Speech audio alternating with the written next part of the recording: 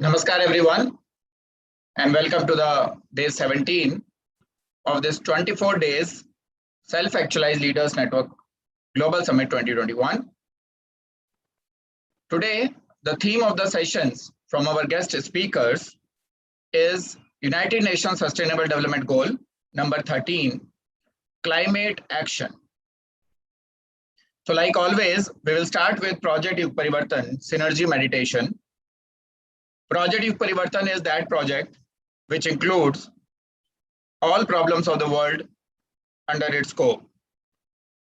And for this purpose, we are developing 1 million self-actualized change leaders and networking them through the Project YugParivartan Synergy Platform by 4th June 2025 in India, and 1 crore or 10 million self-actualized change leaders networked all across the world by 4th June 2050. With the combined efforts of these leaders, we aim to take the world towards the golden age or the age of truth, whose vision is documented in a book titled Code of Citizens' Conduct. In order to expedite the process of achieving the objectives of these 17 goals, we are drafting the 18th goal, which is goal number 0, self-actualization of all leaders, which we will take through the central government of India to the United Nations for its acceptance and inclusion in their SDGs. Without the self-actualization goal, it would be difficult for the current set of leaders with the current level of consciousness to achieve the objectives of these goals by 2030. The conventional wisdom may not be able to solve the problems of the world. We need an unconventional thinking process, an out-of-the-box approach, the eternal principle-based systems development, which only can produce the effect that we desire. So with this, let us now meditate on goal number 13, climate change. So please sit in a comfortable posture.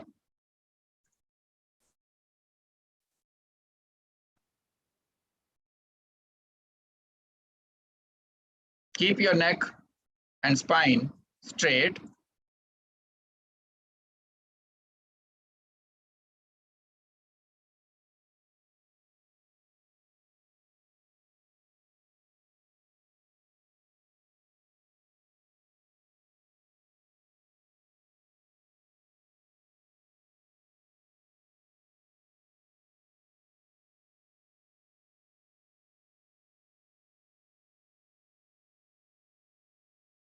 Settle down all the vibrations of the body. The vibrations in the body are an obstacle towards realization of absolute truth.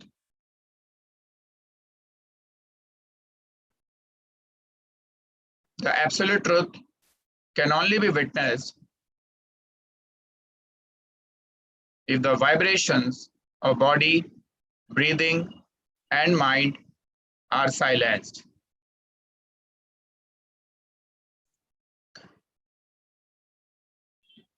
Keep each organ from tip of the head to the bottom of the feet relaxed, silenced, and at peace. Let none of the organ become hindrance in witnessing of the absolute truth.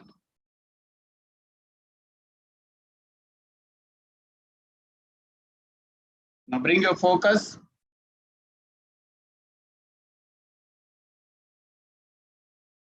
to your breathing.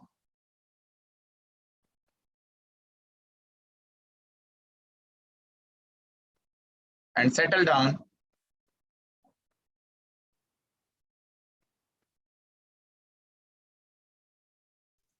All the vibrations of the breathing. Take deep, calm, rhythmic breathing.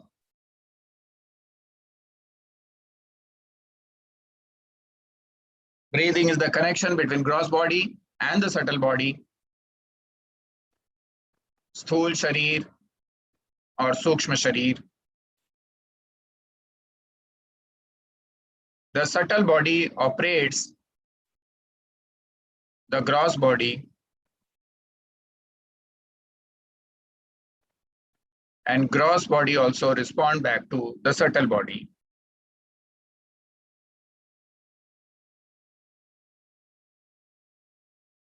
They are connected together through breathing. Prana Vayu.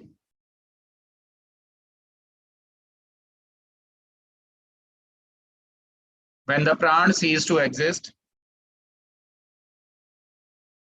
or stop functioning,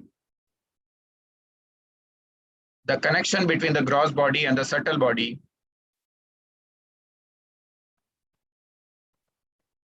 is destroyed, and the death process starts. Stoppage of breathing doesn't result into instant death, but it initiates the process of disintegration of body and disconnection of the mind from the body.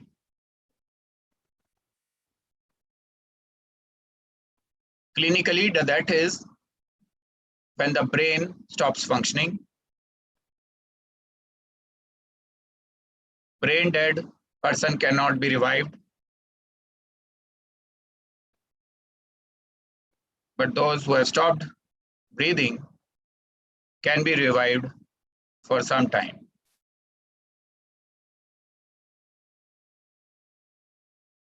We need to keep our breathing deep, calm, and rhythmic for smooth operation between gross body and subtle body. Now take your concentration to your subtle body, your mind, which is composed of ego, emotions, intellect, and memories, and is also called as Antahkaran Chatushtaya, the four-dimensional inner you.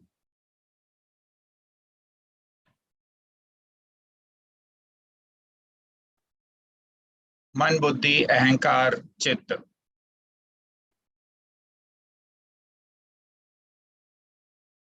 Any vibration there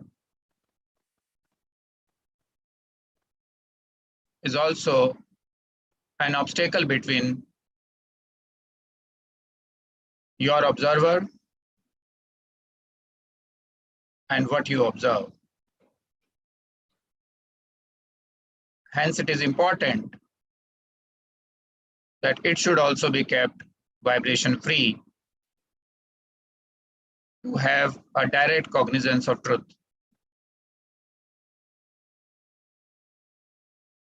Relax your mind, silence all the vibrations.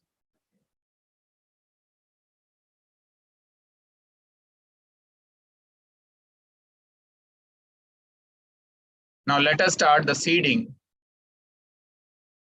for UN SDG goal number 13, climate action.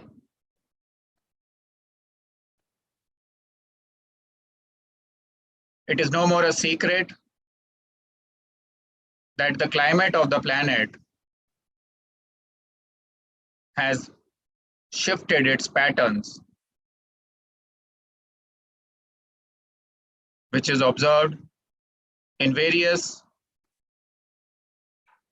natural disasters happening in various parts of the world, even without any history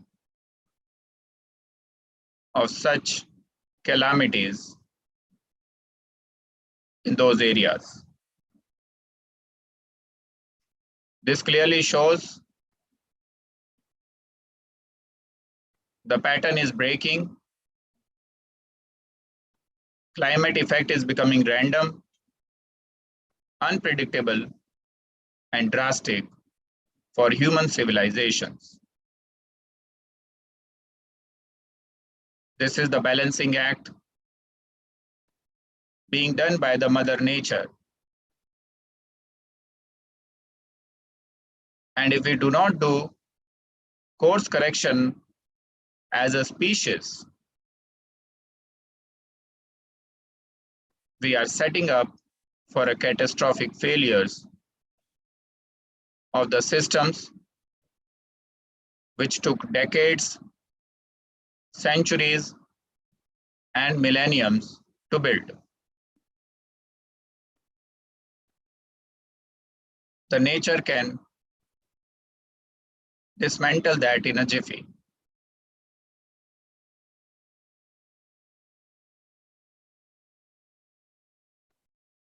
The natural disasters will not only harm and kill the people in large number,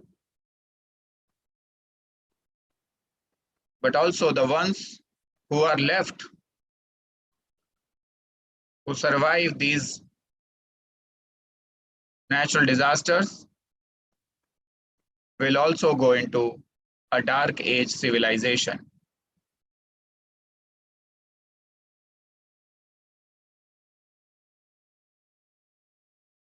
Dear souls, we still have time.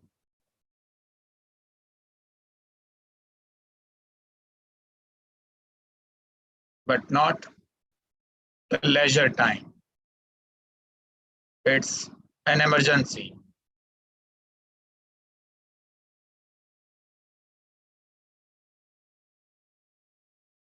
Extraordinary circumstances require extraordinary efforts.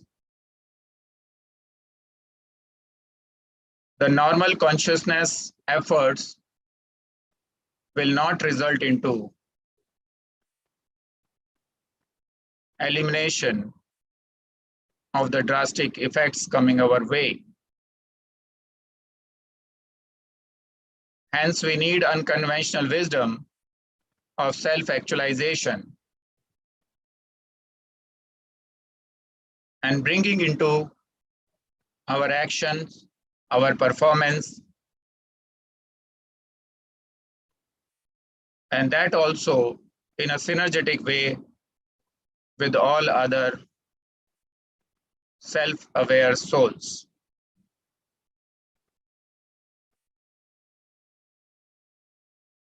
The time is now, and you are the chosen one. Out of 780 crore people on this planet today, around 1 crore or 10 million are required to be elevated to self-actualization level.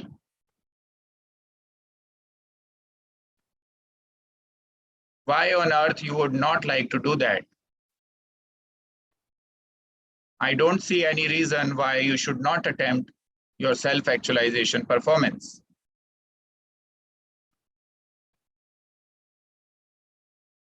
Not only because the world needs it, your country also needs it. Your state is also in the dire need.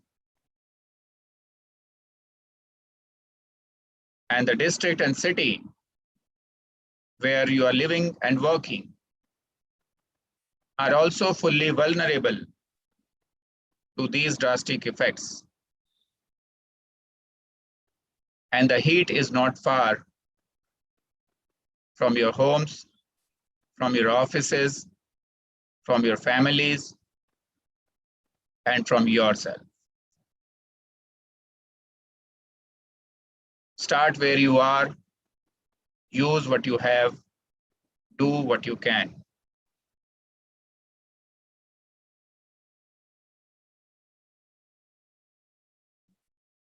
Have a 30 seconds introspection about what we have discussed. And sow this seed deep into your heart.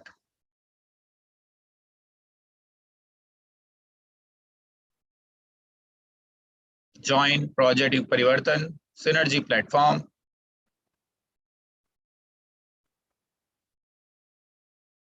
to enable 1 + 1 is equal to 11.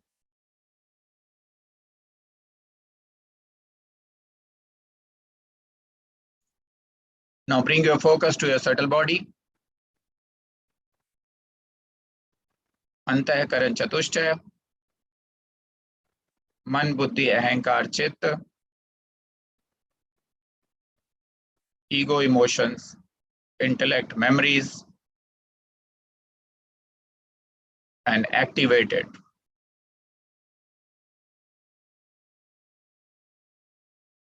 Now bring your focus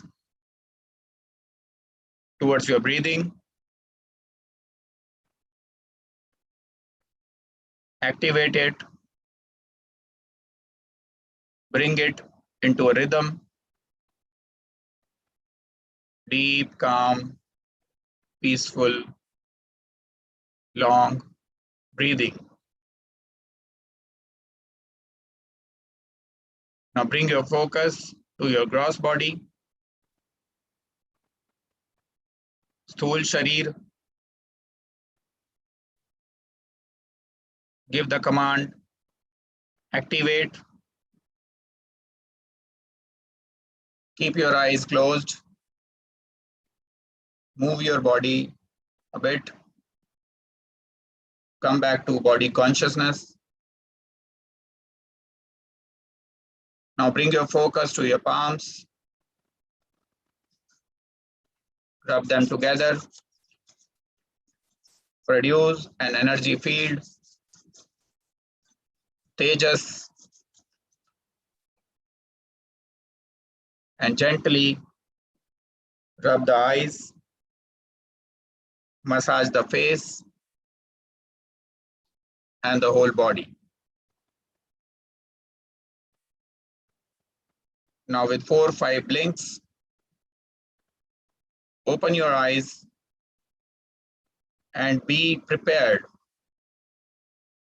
to listen to the wonderful insights that our eminent guest speakers of the day would be sharing with you, thereby multiplying the effect of that knowledge, which will help us achieve the objectives of these goals faster. With this, may I invite my colleague, Ms. Garima Verma, to invite our first speaker of the day to the dais. Garima ji, over to you. Namaskar, Hitesh ji and everyone. Thank you so much for giving me this opportunity today. I have been really longing to come back on this stage. Thank you for setting all of this up for us and spearheading the Project YugParivartan mission and motivating all of us to do what we are here for.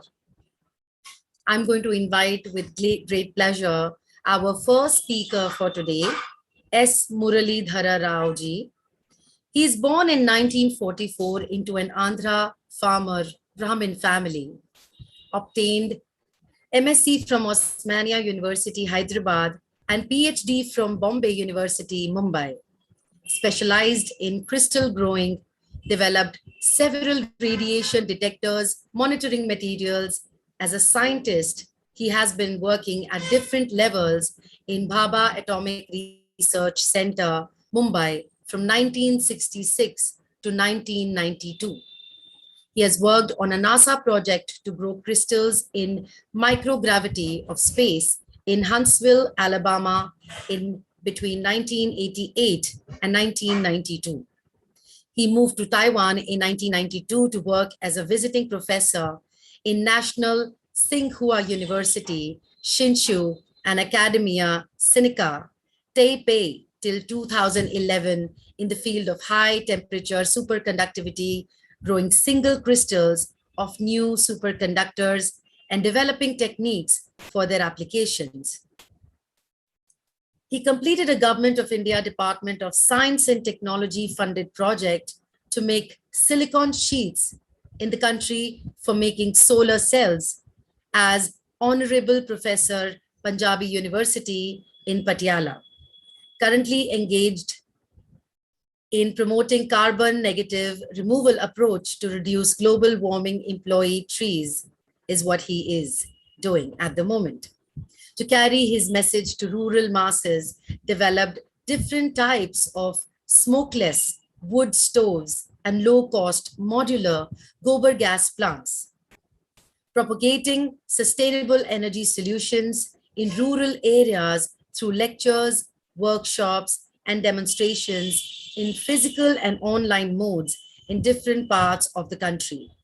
He has produced an internet booklet entitled Reducing Global Warming Using Trees. He has also been active with several social service activities through Sri Satya Sai Seva organization, being inspired by Sri Satya Sai Babaji since 1968 to date, both in India and overseas. Activities that he is involved include several rural poor through science to village, vocational guidance to school and college students, and spreading the Veda chanting.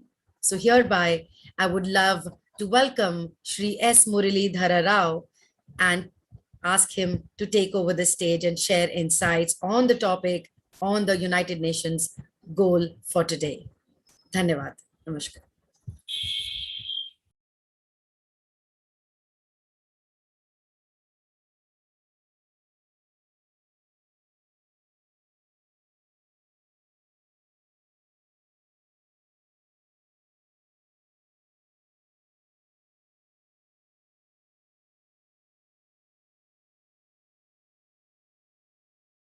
Sorry, sir, you're on mute. Oh, thank you. Thank you. Ms. Garma Verma ji, for the kind introduction. And I thank Shri Hitesh Chandel ji and his group at the Self-Actuated Leadership Network program and the YugParivartan platform that he has created. We are all very happy to be part of this great initiative of a YugParivartan, really. What's really happening today through this, I can see from what I have seen yesterday, is a real change towards YugParivartan. So I would like to start by sharing my screen with you.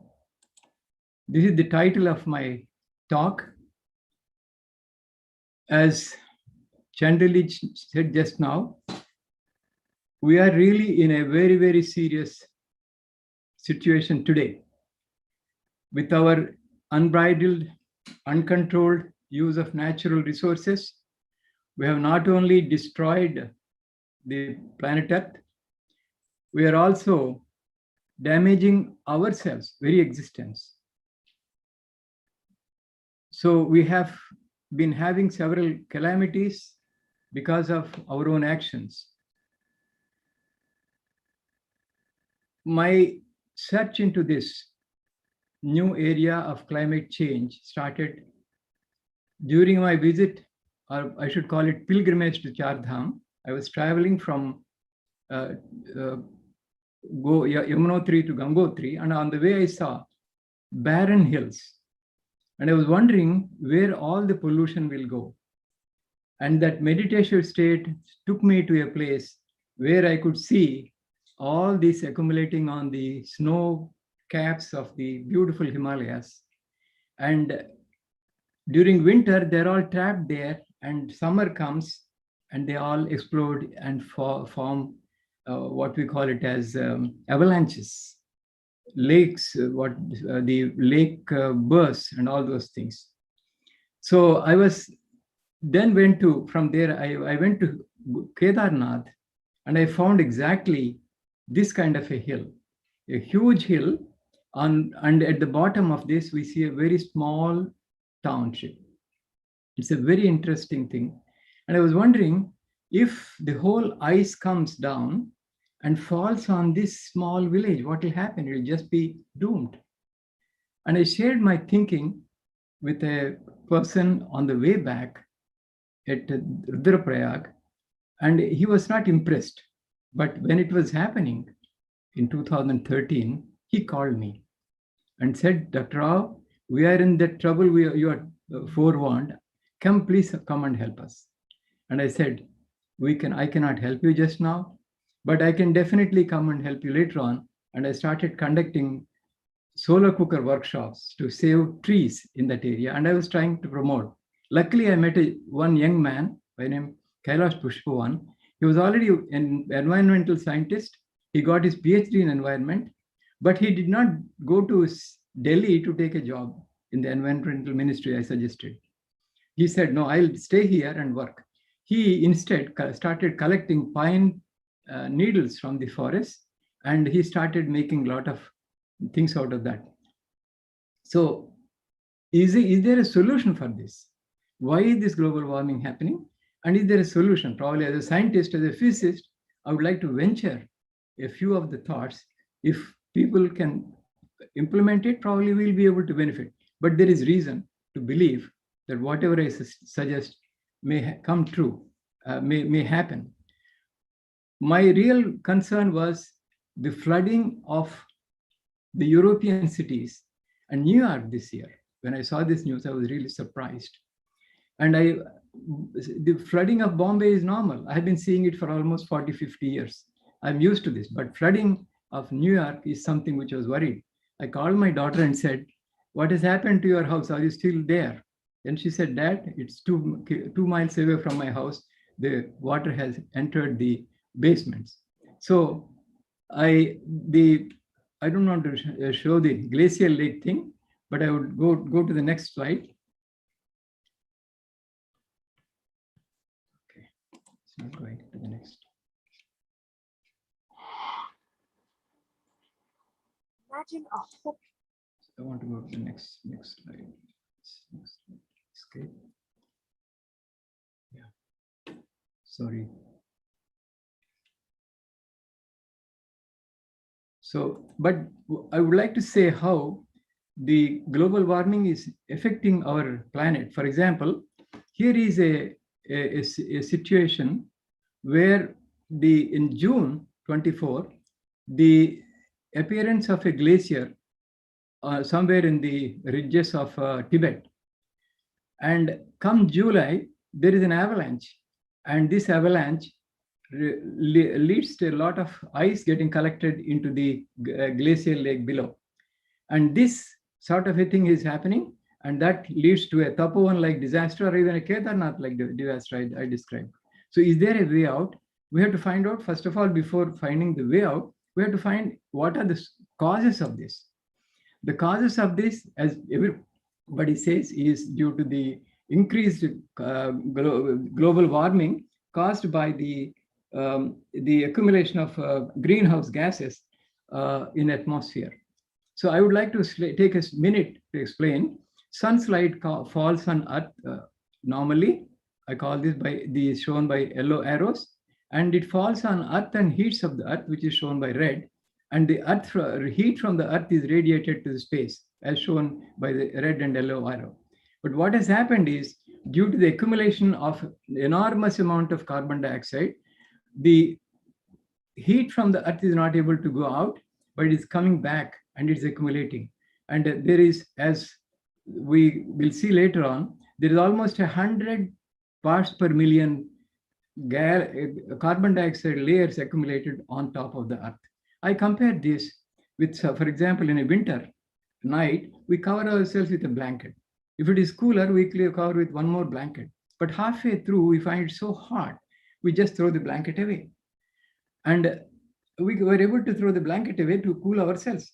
Unfortunately, Mother Earth is not able to do it with all the 150 carbon dioxide blankets that we have covered her with. We have to work our way or show the way to remove these blankets. Can we do that? First of all, let me go to a thing probably Chandel ji may be happy to see. This gives a carbon dioxide amount in the environment for the past almost 10,000 years. Our civilization lived Ramayana. Our civilization lived through Mahabharata. The carbon dioxide levels were never so high as to cause the dangers that we are seeing. We have caused this in last 400 to 500 years of our scientific history. Rama was born in a Pushyami Nakshatra according to the Mahabharata Ramayana legend. It says he was born on 10th January 5114 according to the calculations of the present day planetarium software, not somebody wrote on such and such a date. How did this happen? Because our people knew the planetary positions. They knew mathematics, they knew geometry, they knew astronomy, they knew calculus, they knew everything. If they knew all this, why did they not invent the machines that we are seeing today? We could do it in 500 years of our scientific development. Probably the seers were wise. They did not want mankind to get into these disasters. So they prevented us from knowing much more of that. So that's probably the reason why we did not have so many disasters. But coming to the present day, I can compare the happenings. For example, the accumulation of carbon dioxide is increasing every year after year. It started with the fossil coal that started with steam engine in 1700. Then it increased further with the discovery of the oils and the petrol and diesel engines. And further, as the Industrial Revolution, World War II, increasing the airplanes and other things, it went from 40 degrees to 50 degrees as per newspapers. From my experience in 40 degrees in my childhood, and from the newspaper items in around 2018, the temperature went to 50 degrees centigrade in Rajasthan. So this is, I was trying to correlate. If there is, this is actually a Z-facts figure, which I just modified to show how we have been increasing the temperature also. But to give a proof, as a physicist, I'm not satisfied with newspaper news. So I have collected one piece of scientific evidence data, which shows in Canada, they measured the temperature every year. This is the average measured, but this is for the red line is for this year, which shows that the temperature has gone to 49.6 degrees in summer on June 29, 2021. So there is definitely a correlation of what I have talked. So what is the effect of this? Initially, we had ice at 0 degrees. This turns water at 10, 20 degrees, and it continues. These two are visible to us, but what happens to it after that is vapor, and this we don't see. This is a missing point in all our discussions. Water vapor has increased enormously. As a physicist, I would like to see what is the content of water vapor in atmosphere when the temperature is at 40. At 40 degrees, it is 70 units. I put a tumbler of water here to indicate that. At 50 degrees, this becomes 130 MB. If it goes to 60 degrees, it will go to 200. So that means there's a gradual increase of the amount of water vapor in the atmosphere. So in my childhood, I used to get 1 glass of water raining on the fields. Today, on the same field, the 2 glasses of water is raining. And that is causing enormous flooding, enormous damages to everything. It happens.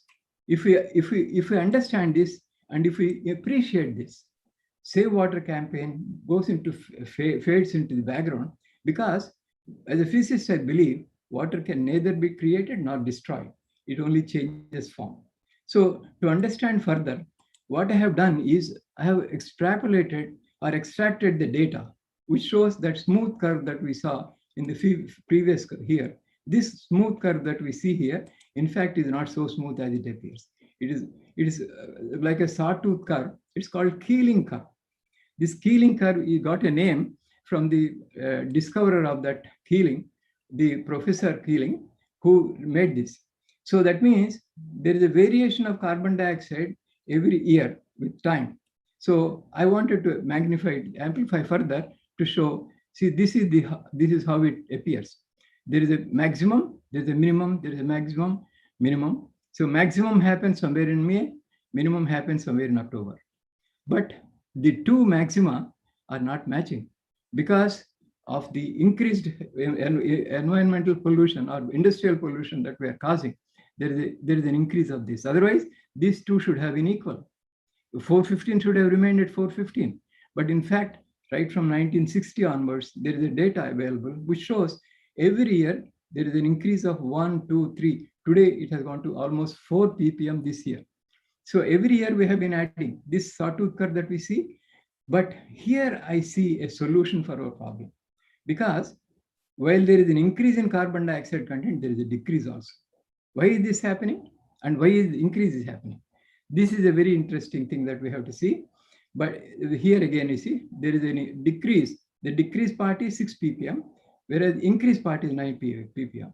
So this decrease and increase, there is a difference of about 3 ppm.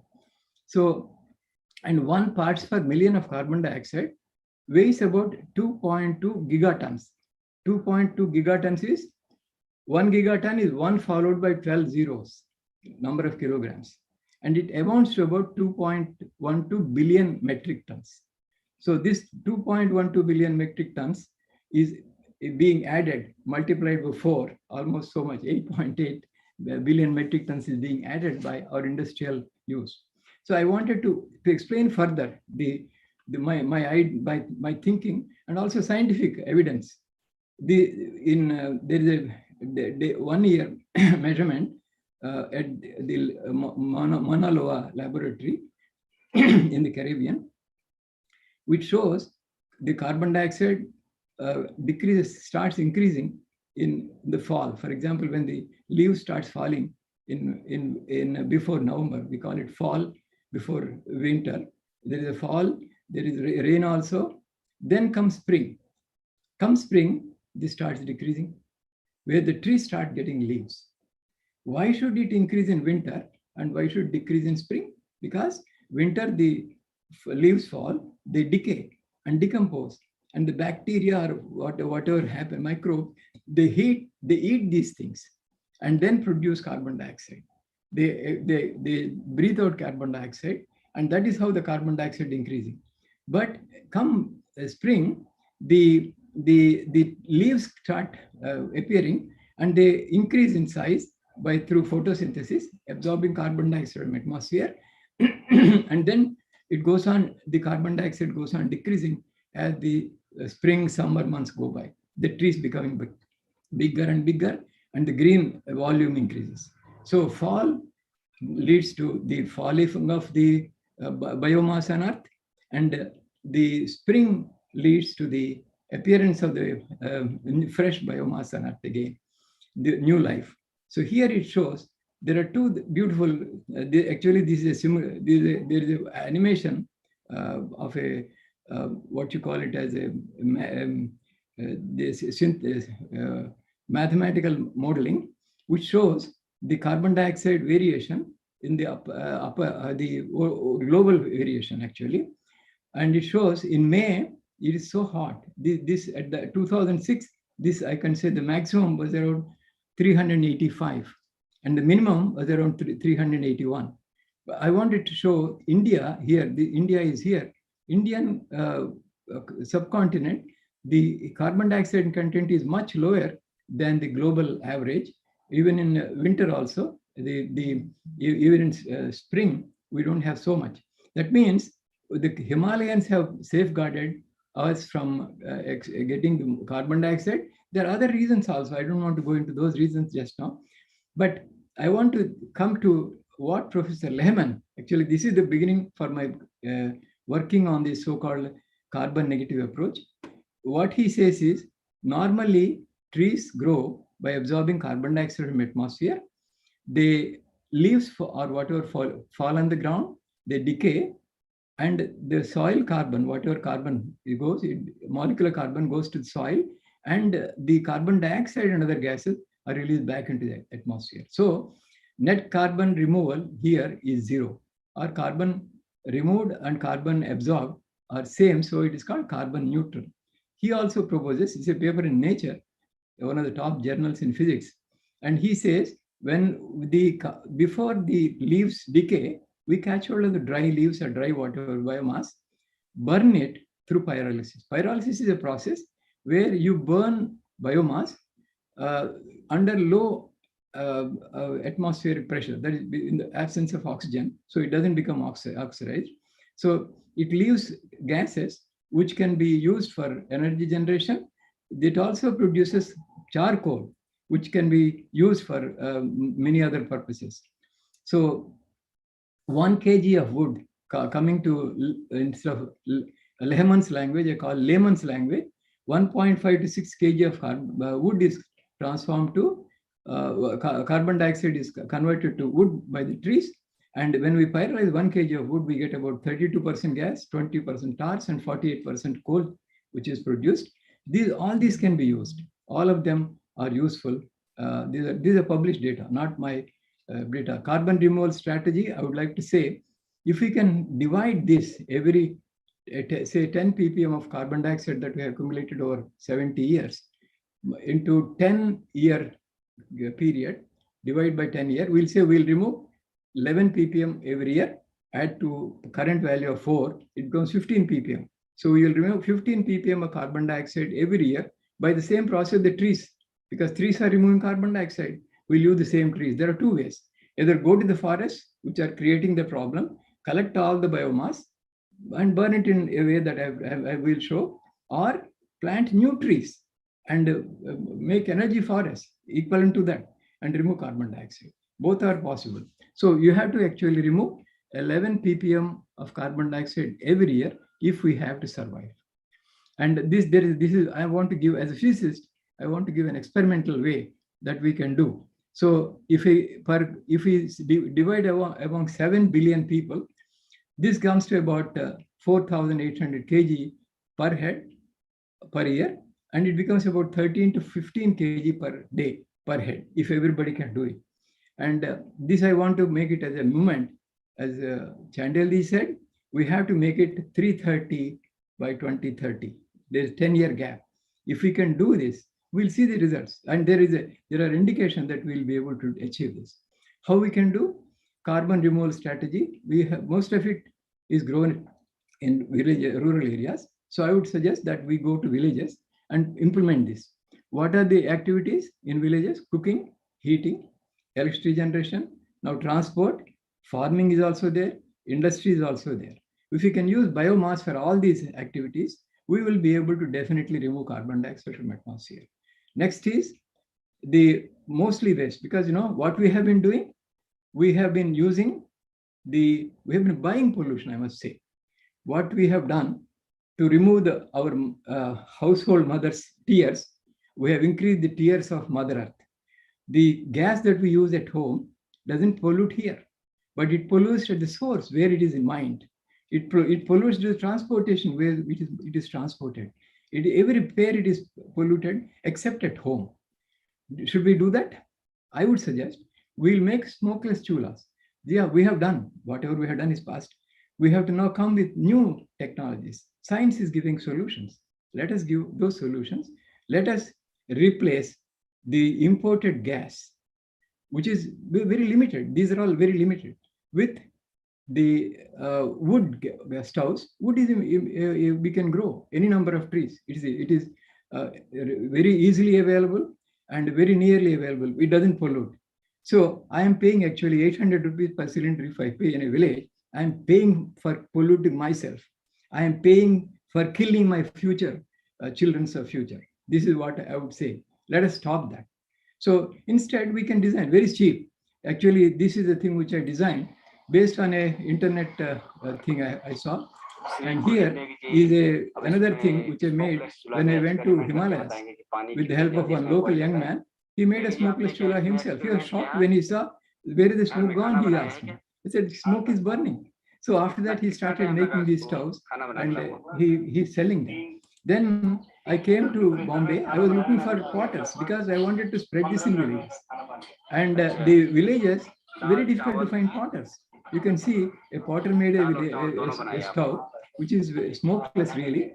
And you can see it doesn't give any smoke at all. And some of our friends, under the social corporate social responsibility, they encourage these potters make more stoves. Once I was sitting on the banks of Ganga Nadi, and I saw some bricks. I said, why not I make a brick chula? As a physicist, it becomes easy to visualize. Everything is physics here. So this is the smokeless chula made with just bricks. And we have made many designs of this afterwards. And then I thought, why not I make it more popular? If I can make this in a city using a metals. I converted a CGD that is commonly available in many of our towns into a smokeless chula, and this is being used by people. So now I go to this cooking is over electricity generation. Electricity also can be generated. One Georges Imbert, he discovered what is called the pyrolysis, the gasification process. The wood gasification. This gas consists of carbon dioxide, carbon monoxide, methane, and other gases, as we see later on. And that can be used for running a generator. It can be used for any similar to a diesel engine, because it's almost similar to the gases that we put into the engines. So one entrepreneur, a young man, a person in Jaipur, he made a beautiful trolley-mounted generator set using a biomass. He uses only straw, and it is cut and put into this machine, and it produces coal along with the electricity generated, and that pumps a 20 kilowatt, 20 horsepower water pump.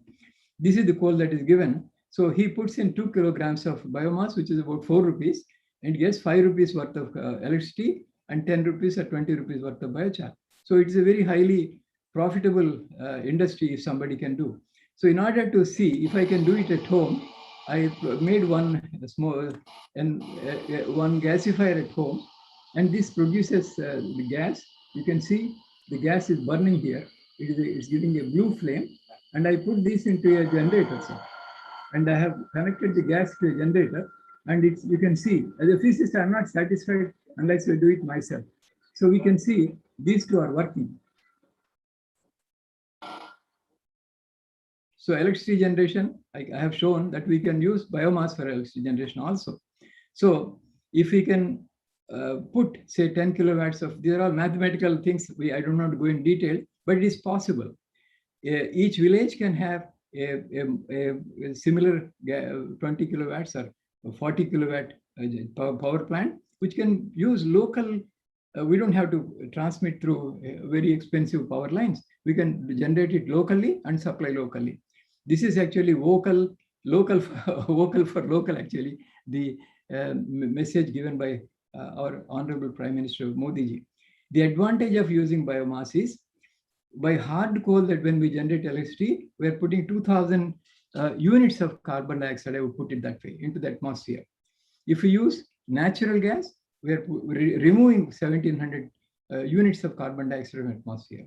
But if we use our grid line and connected electricity, we are putting out 5,500 units of carbon dioxide in the atmosphere. But if I use wood pellets or even grass, for example, whatever is being burnt, stubble burnt in Punjab, if it can be properly used, we'll be able to remove 5,000 to 6,000 units of carbon dioxide for whatever we burn for this purpose. Is it possible? People may ask, how much, where will you get that wood from? We will get wood if we can grow forests. We will generate enormous employment, energy forest, because these casuarina, baubles, they're all very fast growing trees. They can be used for energy. I call them the energy forest to produce electricity. I think the government should encourage such things so that local for vocal for local should stand for these. My smokeless chula, the gasifier locally made, everything is local. We don't have to import. The problem with most of our failed economies is we think of big things and they have failed. So we have to go for local and see, for example, what is the composition of the CNG and what is the composition of the gas. But this gas is being used. The CNG contains 70 to 90% of methane, whereas propane and other gases, so can be manufactured locally. These things can be used locally itself. There are a lot of advantages. Now, animals also form a part of our the biosphere. So can we use animals into our the reduction of carbon dioxide? Yes. Cow takes, or an animal takes, I say I'm taking for the sake of simplicity, 10 to 12 kilograms of fodder, gives milk. It can also give energy, but it gives dung also. Assuming we can 3.5 to 4 kilograms of dung that we can convert into gas, we'll be able to practically remove 10 to 15 kilograms of carbon dioxide per animal per day. This is possible. So just by keeping a goshala, 1,000 cow goshala, we'll be able to probably produce methane enough to run so many tractors, so many vehicles in villages. I have a feeling this is a very possible strategy. Gobar gas can be treated to remove carbon dioxide and moisture, because gobar gas contains, see, this is the composition of gobar gas. This is the composition of methane. Gobar gas contains methane, 50 to 70%, carbon dioxide, nitrogen, and very little of this. If we can treat with probably lime water, we'll be able to get rid of carbon dioxide. So this methane content can be improved. So it almost becomes a CNG. People are already doing it. So for this purpose, I wanted to see whether we can make a modular gobar gas plant.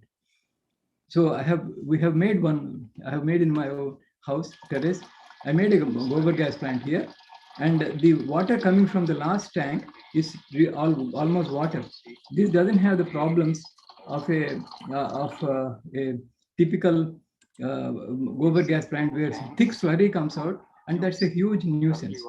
This is what I do is this. I have started filling this into cycle tubes. Of course, I saw this on the internet with some young men doing this thing, but I have made it scientifically. I've calculated how much is required for producing this gas, how much is intake is given for producing this type of liquid. So this is the thing. The kitchen, the gas I brought to my kitchen, I could make tea at home. So this is the liquid. This can be bottled, unlike the slurry that cannot be transported.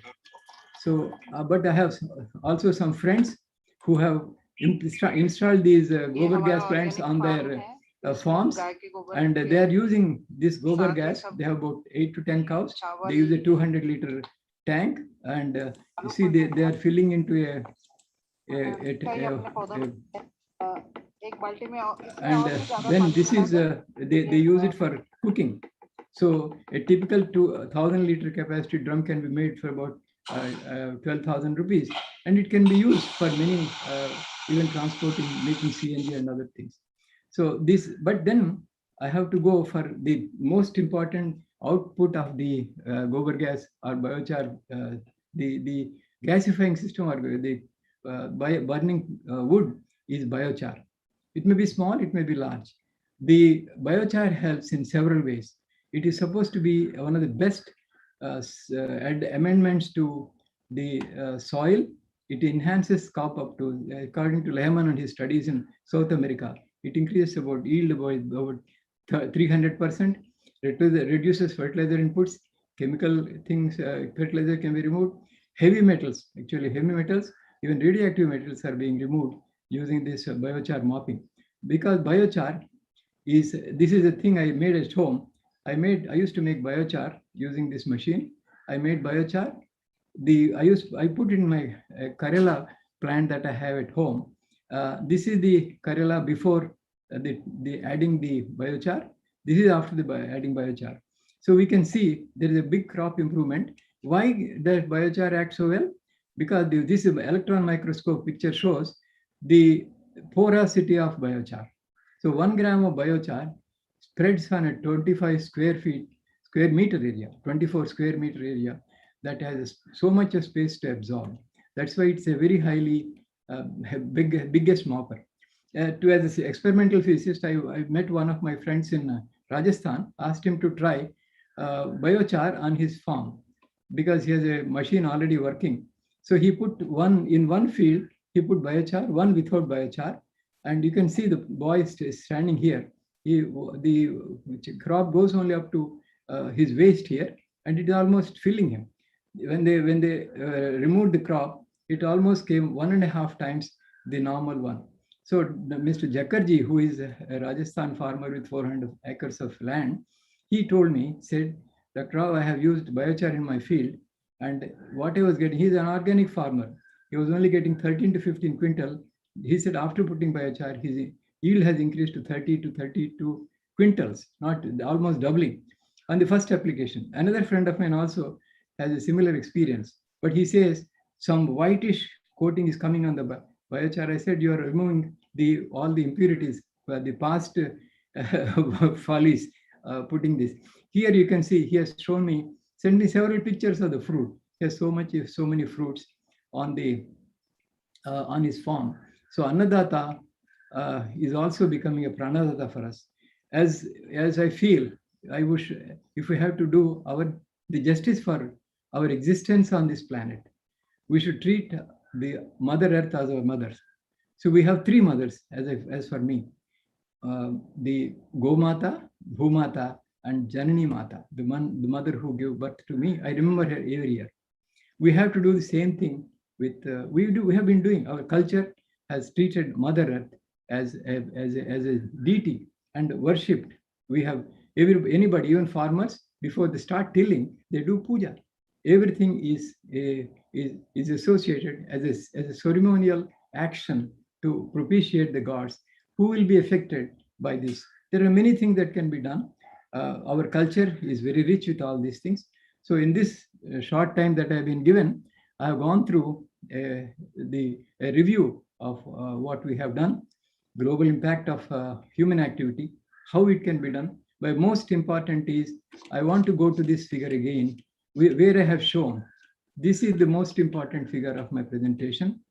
And I would like to say, this is the thing that can change our thinking. This figure, the increase and decrease curve of the carbon dioxide in nature, this is a curve that can change our existence on Earth today. What we have to do, we have to grow more trees or ask the governments, like my friend is doing in Uttarakhand, force people, encourage local people to remove this biomass which is falling and creating carbon dioxide in the atmosphere. If we can do that, we'll be able to reduce this carbon dioxide emissions during winter and rainy season, and we'll be able to increase this the carbon dioxide removal from atmosphere. So these 2 possibilities are there. Increase the use of biomass, because as I say, each of us can contribute the 10 to 15 kilograms of carbon wood we can consume in any form. If we can't use it, we promote people who use it. For example, sitting in city, I cannot use wood. So I give some money to a villager and say, Baba, you do this. That's what I do. I make some smokeless chulas and give it in villages as my contribution to that village. So probably we should all do this as our carbon debt. Give the carbon credit to the people who are reducing carbon dioxide from the debt we are creating to carbon dioxide in our efforts. So I would like to conclude here and thank the organizers, Mr. Chandel and his team, for the excellent work they are doing in bringing us together. Thanks. And I just let me formally something happens. See, I have to thank Mr. Chandel and his team for the excellent work, calling me here to share my thoughts. I also have a lot of people who helped me in the growth of my knowledge. The first one is one of my friends, Patel, Sanjay Patel ji. There is another by name Arvind Kushwaha ji, who took me from village to village and encouraged me to do this. There are there are many friends. I want to thank all of them. One Swamiji from Uttar Pradesh, Om Ghat. It was very impressive. He made a gobar gas plant, a commercial one. He asked me if I can look into this. As a physicist, I didn't know anything. So I read about 150 papers, gathered knowledge, and I started working and made my own design of the biogas plants. They're simple, 2,000, 3,000 rupees biogas plants, which can be used even at a simple home. As I showed, they're already using in a farmhouse in near Bombay. Thank you very much for giving me the chance, Mr. Chandel ji. I love your philosophy because I'm brought up in the same philosophy, and I believe our culture has very strong connection with nature, because I have seen myself how 2012 there was drought in Maharashtra. I experimented with some of our mantras. I caught hold of a few priests. We did experiment. We produced rain in a 44-degree temperature in Aurangabad. I believe it's possible. I believe in the power of mantra. I believe in the power of our saints. I believe in the power of ourselves. And with all that, I thank you very much for giving me this chance. Om Namah Shivaya. So thanks a lot, Molidhar Rao ji, for this wonderful presentation with a lot of knowledge, data, and ideas that all our audience can utilize to contribute towards the goal number 13, climate action. And we are building this network all across the country, and then we will go to the rest of the world also. And for each 1,000 families, we will appoint an additional associate leader to take care of all these ideas and its penetration into the lives of people. So somewhere a synergy that can be created between the subject matter experts and the leadership acumen of defined values consultants and its associates. I am hopeful, and I'm in fact confident that we will be able to tackle climate change timely and save large number of human beings from perishing. Yes, you want to add something? Yes. I would like you to carry my mission. 330 by 2030, it is possible. Sure. In 330, fact, from 420 carbon dioxide, we have to take it to 330. Modi ji has made the yoga universal. I am sure he will make this 330 by 2030 universal message. I'm very sure if people are doing it, I'm not alone. People are doing it already, but we have to do, like an Amul model. Amul, I believe, is a divided investment and collective benefiting. We have to do the same thing. Thanks, sorry. Yeah, in fact, whenever there is a YugParivartan, there is a war. Now, this YugParivartan is a YugParivartan of Gyan Yoga. So war will also be based on the Gyan. And this war this time means WAR, worldwide acceptable response. Right. So this is what we need to create in all aspects of human life, that all countries of the world should be able to accept what we give them as a response from the Project YugParivartan team. So it has to be worldwide acceptable, and that also not through deterrence or any greed, but through the mentoring itself. So we have 4 niti or policies to govern or influence human beings: Sam, Dam, Dand, and Bhed, as documented in our ancient scriptures. So Sam is mentoring, Dam is rewarding, Dand is deterrence, and Bhed is secrets. So out of these 4, these are all eternal ways of influencing human beings. Out of these 4, only 2 are picked by the corporate sector and various governance models across the world, and that is Dam and Dand Niti, which is popularly called as carrot and stick theory. But as Albert Einstein has rightly said, that if we have people who work only due to deterrence or rewards, we have a sorry lot. Right? So time has come when the power of mentoring, Samniti, should be able to solve all problems of the world through this worldwide acceptable response creation. And this is where we are putting all our focus. So yes, your mission is our mission. There is ekatmata and ekmatata into that. And the scope of Project YugParivartan anyways includes each and every problem of this planet. So this one directly comes as part of Project YugParivartan.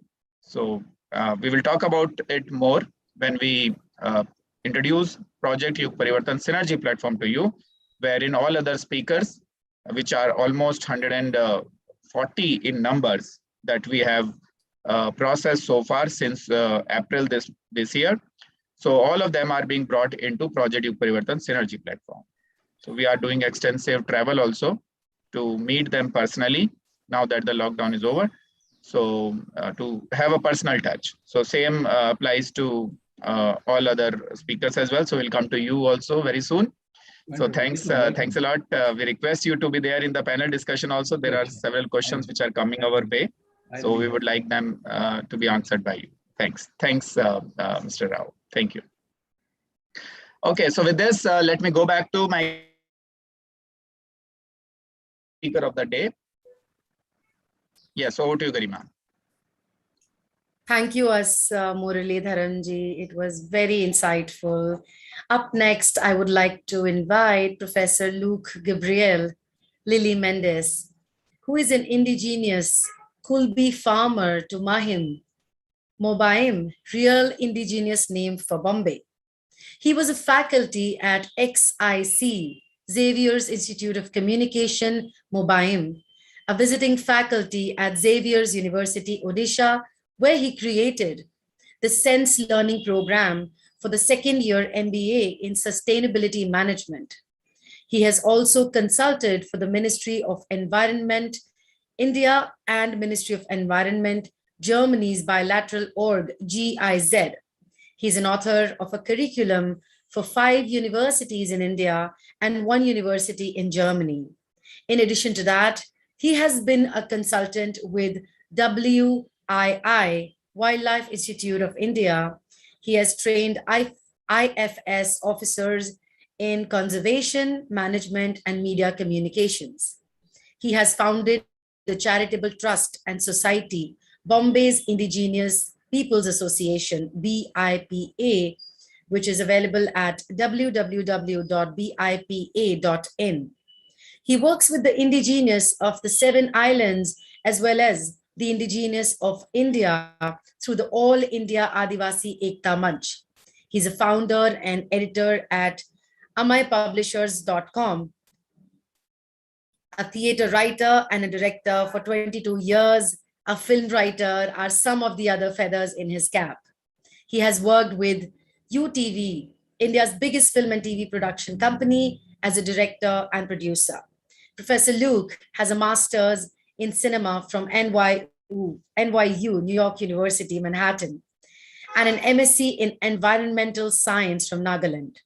His PhD is in the subject of drought reversification. He has represented the Holy See, Vatican, at the UNCCD, United Nations Convention to Combat Desertification, COP14, and contributed to the Land Tenure Act at the United Nations. Presently, at the age of 46, he is the founder and director of XTIIC, St. Xavier's Tech Innovation and Incubation Center at St. Xavier's Technical and Engineering College, Mahim. He's also the course director of 2 postgraduate 1-year diploma programs at St. Xavier's Technical Institute, namely Arts and Humanities and Nature Consciousness. Ethereal Akasha is the alternative energy proprietorship company run by Professor Luke Mendes in an attempt to address the issue of sustainable energy. Having worked with the indigenous population of India through BIPA, He's currently creating community centers as tools of empowerment for the indigenous communities all over the country. Currently, Professor Luke is setting up 12 innovation centers across India. He's also addressing the farmers' issues through a feature film in regional language he's planning to make. Professor Luke Mendes, his last film, Dog Eat Dog, was at the Cannes in 2007. The film was a commentary on the poor, homeless people in the richest country in the world, United States of America. I welcome Professor Luke Gabriel Lily Mendes to take over the stage and enchant us more with the work you have done. I am so looking forward to hearing from you. Amazing. Thank you. Namaskar. Welcome. Namaskar, namaskar. Can you hear me? Am I audible? Yes, you are. All right. Perfect. Great, great. So hi, welcome everybody, all participants. I'm clear, Professor right? Luke, just a minute. Your banner is not visible, so if you can open that banner. I tried it, but it's मेरे चेहरे पे आ जाता है. So I had Achha, spoken to your technical guy. He said better to leave it blank. Okay, sure. So I said okay, fine. Oh, मतलब वो पूरा your banner is covering me itself. Oh, पीछे नहीं जा रहा है. So I don't know. I tried it, but Okay, yeah. no problems. Please Okay. proceed. Yeah. You can hear me, right? Or should I hold the mic like this? Is this Yes, fine? your voice and video is okay. Okay. I want to set the context. I first and foremost want to ask through raise of hands, okay, raise of hands, how many of our participants, panelists are doing one simple thing, simple such as everybody, panelists, participants. How many of you are separating your wet waste from your dry waste at home? Can you put a show of hands? Excellent, Arvind Tiwari ji. Excellent, Garima. Excellent, Sri Muralidhar, Mr. Rao. And I have not seen any more hands from the participants. Okay, from Fatima. So that's 4 people from 35, right? Okay, so what are we here for today? I mean, I just finished the lecture in the morning. What are we here for today? We're here to understand that the planet has a few years left. Human extinction is given, लिखा हुआ है, क्योंकि हम we don't want to live on this planet. हम लोग ये साबित किया already. एक छोटी सी एग्जाम्पल में जो हमने यहाँ पर एक little exercise that we did just now of a survey. Okay, why are we not taking our waste and why aren't we not separating it from the dry, non-decomposable waste? Okay, so change, ये बदलाव starts with years. इससे नहीं, इससे अगर ये नहीं है सही जगह पे तो ये और ये कुछ काम की नहीं. Okay, so this is the core of everything. I will come to it. I want to set the context. ये जो context है हम लोग यहाँ पर युग परिवर्तन is to bring about change. I mean, I welcome that initiative. लेकिन खुद हमको कितना एहसास है और उस एहसास की हम क्या, what is the action that we do? That is the question. क्या हम उस पे थोड़ी meditate करें? So that will be mind blowing because yes, you know what happens. हम लोग कूड़ा बाहर फेंकते हैं, हम टैक्स भरते हैं ये कह के, okay, हम we are vegetarians example, लेकिन बहुत सारे घने फॉरेस्ट को काटा जाता है फॉर एग्रीकल्चर. हम दूध पीने वाले हैं एग्जाम्पल, हम मैं भी हूँ, मैं आप में से ही हूँ, मैं कोई स्पेशल नहीं, आई एम नॉट. क्या हमें पता है कि जब हम दूध पीते हैं कि वो बेचारा हम लोग गाय माता कहते हैं या बफलो भी माता, व्हाई नॉट? उसे जो माता से दूध हम पीते हैं उसको आर्टिफिशियली बुल का स्पर्म डाला जाता है और उसको इंडस्ट्रियलाइज करते हैं. अब उसको व्हाइट रेवोल्यूशन बोलते हैं. Do we not do that? तो ये वाइट रेवोल्यूशन सिर्फ एक ही इंसान को क्यों? Why not for everybody? सब जनजीव, everybody, bugs, butterfly, वो भी हमारे भाई बहन हैं. पेड़, तरु बोलते हैं ना, तरु, trees, ये भी हमारे मित्र हैं, ये भी हमारे भाई हैं. So I can give you a lot of technical knowledge, a lot of scientific knowledge. लेकिन अगर ये नहीं है ना जगह पे, ये इसको हम यंत्र बोलते हैं, दिल बोलते हैं, मन, हृदय, बहुत सारे चीज, बहुत सारे नाम दिया जाता है सिंपल सा चीज के लिए. अगर ये सही जगह पे नहीं है तो कोई भी कुछ भी एक्शन मायने नहीं रखेंगे. I have experience that in my years of teaching and I teach post graduate, I teach MSc and even MBA in sustainability management. It was pioneered in St. Xavier's. I was part of the course curriculum contributor. क्यों? अभी मैं अपने बारे में कुछ कहना चाहता हूँ. Yes, Garima madam has read I'm indigenous. मैं कौन हूँ? तो मैं सब आदिवासी के साथ जब काम करता हूँ ना, मुझे आउटसाइडर कहते हैं. लुक अब तो आउटसाइडर है. तो मैंने कहा देखो, अगर मैं आउटसाइडर है, मैंने जेनेटिक टेस्ट करवाया खुद का, खून का. I will go to my presentation on today's topic, climate action. So when I work with Adivasis, ना वो लोग मुझे डाउट से देखते हैं, भाई आप तो आर्यन हो, आप तो ये हो, आप तो वो हो, because I look, ये चेहरा मतलब प्रकृति दे दिया है, अब मैं क्या करूँ, right? I like it. I hope you like it too. So this is what, then I had done my genetic test at the National Geographic Genome Society. एक प्रोजेक्ट था उनका to find out who is the first man. अगर वो first man होगा, उसका God gene भी होगा. ये देखो उनका दिमाग कैसे चलता है. ओके, तो अगर किसी ने बनाया उसको, you know, obviously there will be a god gene उसका. तो वो लोग वो ट्राई कर रहा था, can there be a super human. तो I was part of the ancient, we are part of the ancient communities of the 7 islands of Mobaim. Mobaim एक प्रकृति भाषा है. हमारा भाषा न मराठी है न हम मराठा है. We are मूलवासी, जो हम प्रकृति भाषा, किसी का पॉलिटिकल नेम को हम भाषा नहीं देते. वही भाषा को जुड़ के वो लोग ने फारसी और पश्तू के साथ जुड़ा हुआ है, और वो भाषा जो आप और हम बोल रहे हैं उसको हिंदी कहलाते हैं. ओके, सो प्रकृति, पश्तू और फारसी कॉम्बिनेशन हो जाता है, वो हिंदी है. तो मैंने इनको बताया देखो, मैं 60,000 साल से यहाँ पर हूँ, 72 डिग्रीज ईस्ट, बॉम्बे आइलैंड्स. बहुत सारे कॉलोनाइजर्स ने आके, I am the first European tribal, please have a look at me. I am the first European, क्योंकि जब पोर्चुगीज यहाँ पर आए थे तब 600 साल पहले कलीफेट का राज चल रहा था. इफ यू नो दैट, हमारे हिस्ट्री का किताब ये सब नहीं कहते, पता नहीं क्यों. So, जब the Mughal rule was part of the international caliphate, Islamic rule, लेकिन पोर्चुगीज ने वहां से तोड़ के उनका जो खजीना है इंडिया हर जगह पे, उनको तोड़ा है.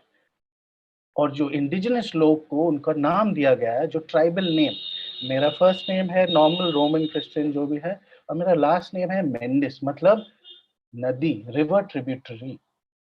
ये किसी को नहीं मालूम, लेकिन हमको मालूम है. वैसे भी झारखंड के ट्राइबल को जर्मन जेजुइट्स ने उनका नाम दिया है तिरकी, खजूर, based on mother nature, not to take them out. तो और एक डिमेलो आपने सुना रहेगा, कोई डिमेलो, डिमेलो मतलब black bird, literal translation from Portuguese to native. Okay, वो अलग चीज है, वो लोग अपने आप को यूरोपियन समझते हैं. We don't, we are indigenous. Indigenous मतलब माय माती के साथ. हम लोग माय माती कहते हैं और माय भाषा कहते हैं. ओके, और प्रकृति, और हम लोग का टोटेम, ये आप पता है ना, टोटेम जो सिंबल होता है ट्राइबल लोगों का, हमारा टोटेम है उम्बर. आप लोग उडुम्बर बोलते हैं, उम्बर है. और उसका स्पीसीज, उसका जिनस है racemosa, ficus racemosa. Keep that in mind, ficus racemosa. So these, क्योंकि हम मानते हैं we worship the tree, क्योंकि वो ट्री का एक स्पेसिफिक जॉब होता है कम्युनिटी में. It's a water indicator.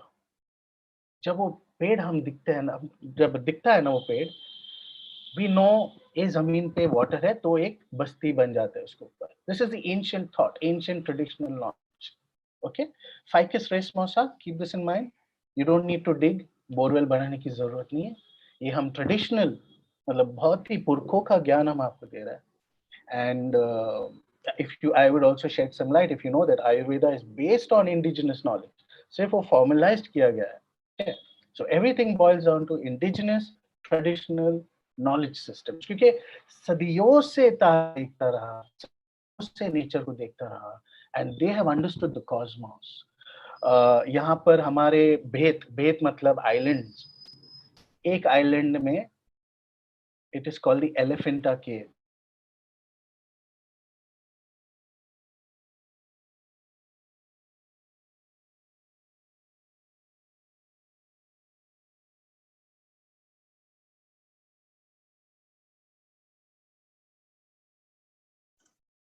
Mr. Luke, your voice. Yeah. So, kindly okay. repeat the last 2-3 sentences. The video and audio was stuck. Okay, sorry. So हम लोग see amazingly it stopped there only. तो ये हम हमारे जो भेद है, जो islands है यहाँ पे, there are 7 islands. कांदोल जो अब कांदिवली है, उससे मतलब उभर के एक ज्वालामुखी से ये archipelago बन गया था. और over thousands of years, our indigenous people have been observing Mother Nature, have been observing Prakriti and the cosmos. So in that understanding, thousands of years ago, they've created that understanding of the creation story, which is the Elephanta Caves. Shiv, Namah Shivaya. Shiv in Hebrew means 5 also, 5 elements. Okay, so Na is earth, Ma is water, Sha is fire. Okay, Namah Sha, Va is Vayu, that is your chest. And Ya is yantra, which is your heart. So this is ancient knowledge. Yes, it has been formalized, it has been taken by people, it's fine. लेकिन जो creation story है हमारा वहाँ पे, एक उसका end का भी story है यहाँ पे. आपने एक जगह बॉम्बे में सुना है, मुंबई में सुना है, अंधेरी, right? अंधेरी. बहुत ही फिल्मों में आता है अंधेरी, लोकनवाला, all that rubbish. But ये जो अंधेरी, the word darkness is अंधेरी. और ये जो हमारे यहाँ पे अंधेरी में बहुत ही पुराना केव्स है, बहुत ही पुराना, वहाँ कोई भी उसको छूता नहीं है. अभी सब ड्रगिस्ट जाके वहाँ पर, ओके, वो केव्स का नाम है Mahakali caves. Now understand, see, this is the birthplace of many things if you put your mind to it. Creation, cosmos का beginning, पार्वती प्रकृति के साथ, that is Mother Nature marries the cosmos and creation happens, and Mahakali, which is the end, the black hole. Mahakali is big black. It's a different thing. People have gone and made it into whatever their understanding is. But this is traditional knowledge. This is traditional wisdom. Today, United Nations is recognizing that traditional wisdom. So we have the creation story and we have the end story, Mahakali caves. Okay, in between, after that, colonization happened. We are the first indigenous Europeanized, हमको English, Portuguese, English, French, German, सब सीखने को मिला है. But what has happened is that our people, ये जो islanders, हम लोग अब भी शादी में उम्बराचा पानी, मतलब वो उम्बर का जो पेड़ का पूजा करके उसका कुआं में डालते हैं पानी, और हर जगह पे पेड़ पौधे लगाते हैं, और अब भी शादी हो जाता है. अब इंटरनेट में सर्च करो उम्बराचा पानी. Okay, so that being said, I want to tell you that the indigenous have always been close to Mother Nature. I am indigenous. I have a umber tree in front of my mother's house. I always touch it. It is my brother. Okay, मेरा भाई है. और जो भी काटने आता है भाई पुलिस के साथ, मैं तो पुलिस को भी डायरेक्टली बोला आप ट्राई करो. You are less important than my umber tree. Directly. Luke, your mic is far now. Yeah. Okay, can you hear me now? Yeah, this is better. Okay, so now what I'm going to do is I just wanted to set the context that how many of us are actually conscious. ये जो word consciousness है ना, बहुत ही घिसा पिटा है शब्द. ये जागृति हम सब में, हमने how many people do have. अच्छा, मैं कोई ज्ञानी नहीं हूँ, मैं कोई भी नहीं हूँ, मैं तो शून्य हूँ, मैं सबसे कहता हूँ. Okay, but how many people of us are conscious? जब हम भोजन खाते हैं, do we know it is genetically modified? Do we know that farmer has been not given a good, value for it? जंगल काटा गया है. अब through a green revolution, हम लोग कहते हैं कि agriculture has nothing to do with climate change. It has everything to do with climate. It's the biggest problem in the world. ये अनाज हम खाते हैं, वो मतलब जंगल को काट के बना के वहां पर फसल उगाते हैं. So we cut the forests to grow our agricultural needs, and that is a big problem. Meat, ये जो meat का जो industry है, it's a byproduct of the dairy. क्योंकि अगर dairy बंद होगा, फिर यो calf meat और ये जो दूध नहीं देने वाला वो गाय को, they cannot bury it. So there's an ecosystem. We have to understand these things. How am I contributing to? I don't drink milk.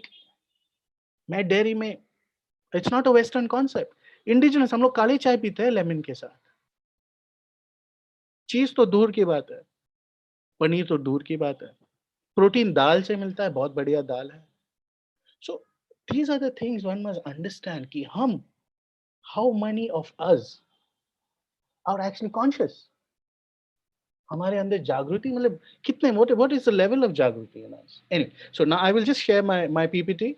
It is just to set the context कि पहले हम आईने को देखें, फिर हम you look at the world. Okay, फिर आईने नीचे डाल के फिर हम, we can see the world a little better. Okay, I'm sharing screen. Is that okay?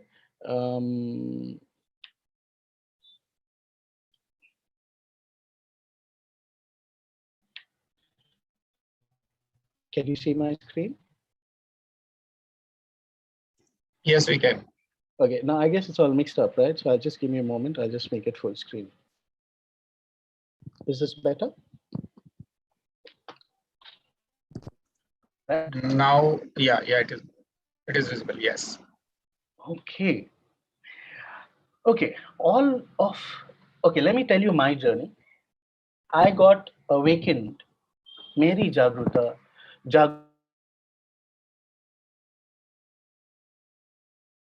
I asked, like, what is my purpose in life? And water called me.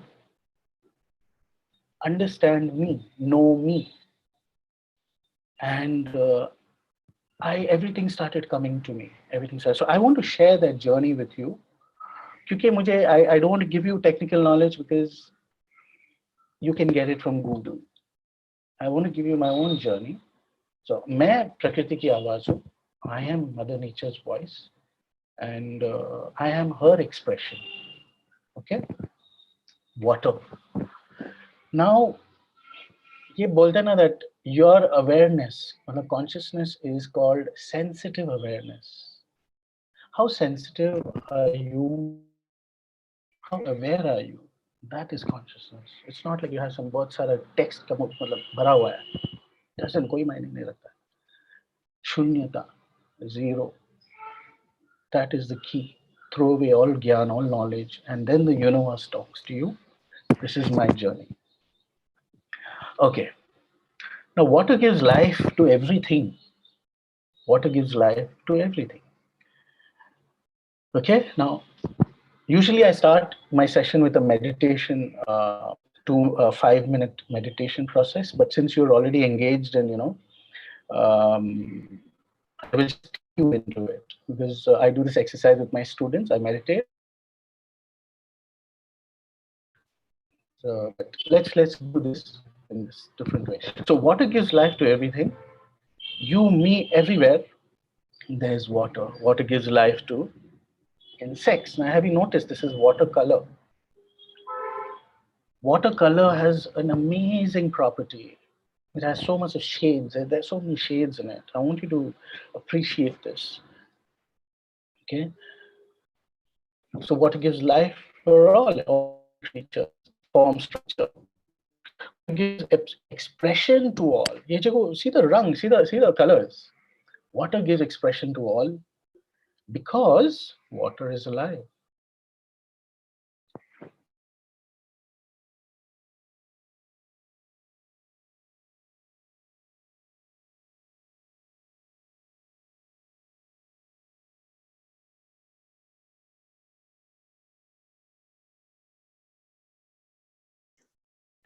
Professor Luke, your video is again stuck. I think your network bandwidth is low.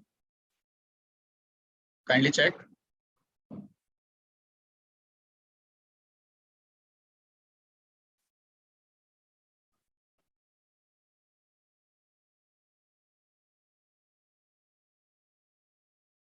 Professor Luke, could you hear me? We got connected.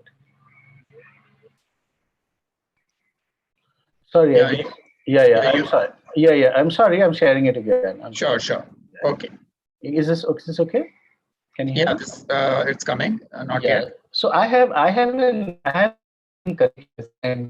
मैं ये सब phone पे करने वाला था, but I said okay, I'll let me test the system.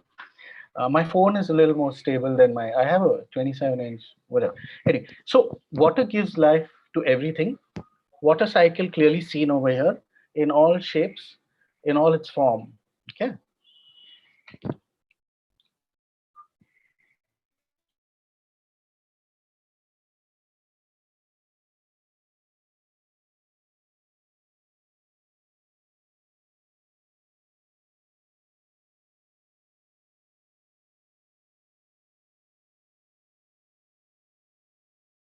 It seems the video is stuck again due to low bandwidth. So Professor Luke, if you can log in through your mobile, if you are more confident on that.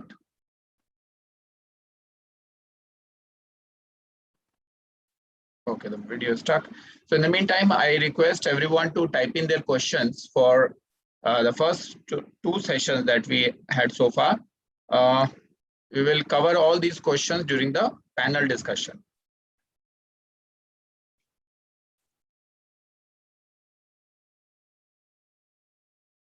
Okay, let us wait for a few seconds before we move on to our third speaker of the day. I hope the third speaker is ready.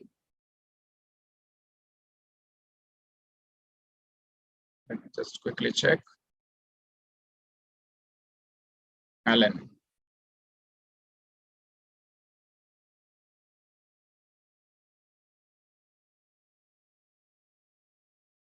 Okay, the scheduled time for the third speaker is not yet arrived.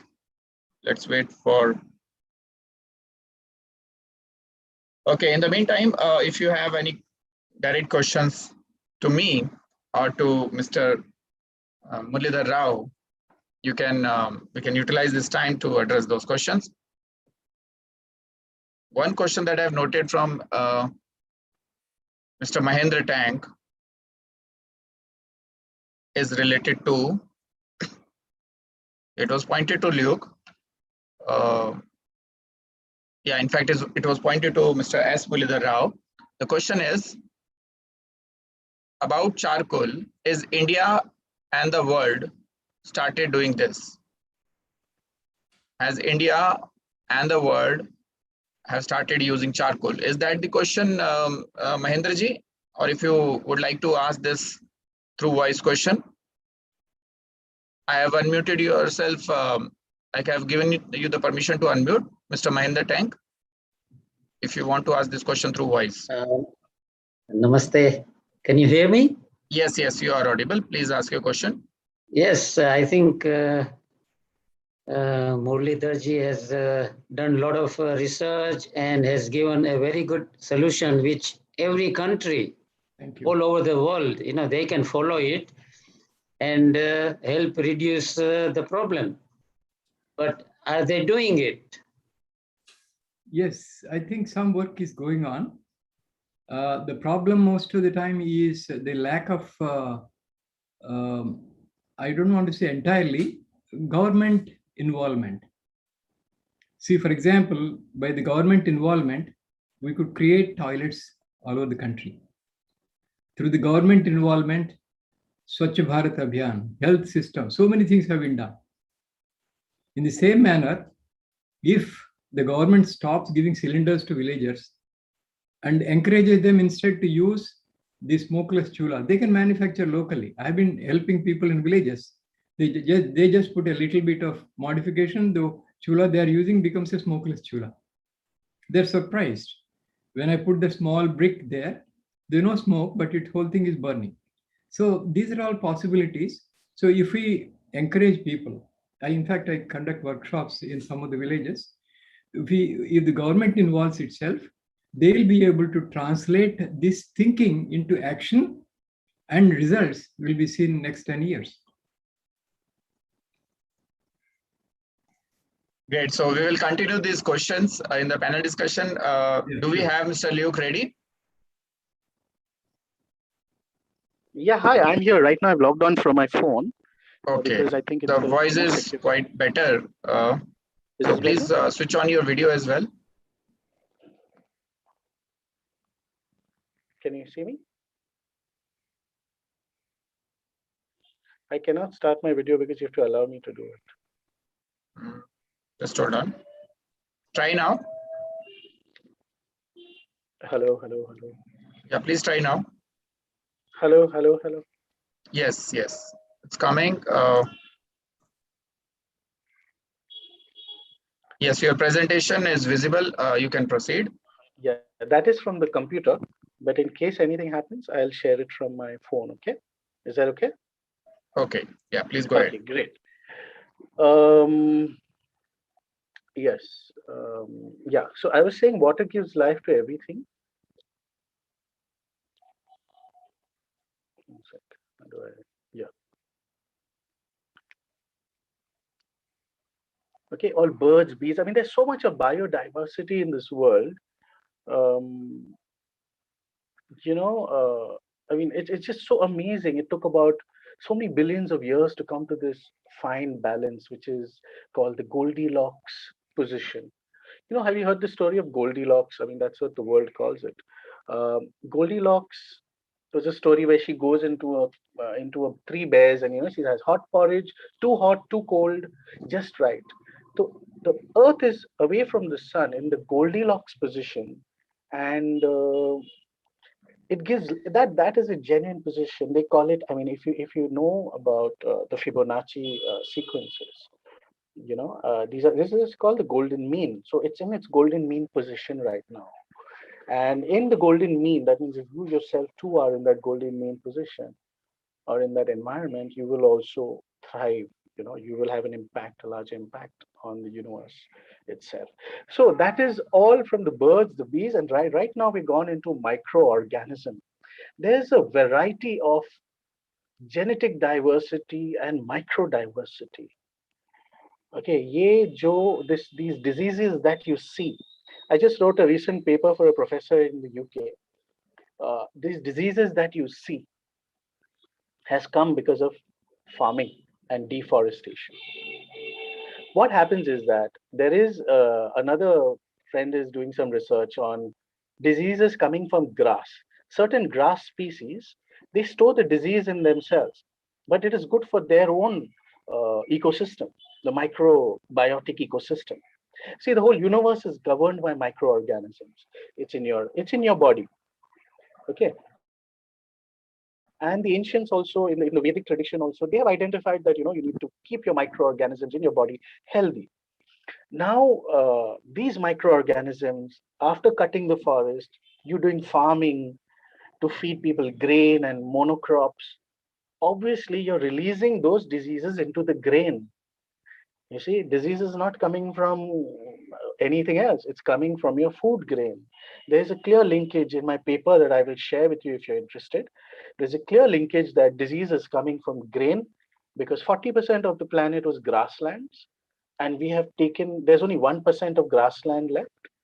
Where there was grass, we've gone and farm or we build up building and housing societies or what rubbish all, or do ghar, teen ghar, ek rent pe de raha hai. So all that rubbish human population is doing. So this is the microorganism. Even for microorganisms, water is essential, is the key. So the idea is to conscientize you about water. And what happens when rain decides? Remember, water is alive and water has memory. You may not, I mean, there is research out there, but go with your gut feeling. Water has memory. And why does water choose not to come in that area? I did research on drought. Why does water choose not to come in that area? So was it that the hearts of the people is a reflection of the environment? Do you want to keep that in mind? The environment is your heart. The environment is a reflection of your heart. if there are so many elements, Nama Shiva, Ya, if Ma is important, Na is important, Ma, why is Ya not, there's no emphasis on the Ya, the yantra. So desert drought, the environment is a reflection of the human heart. You will do any amount of prayers, it has nothing if there is no heart. That is what the universe is made of, that energy.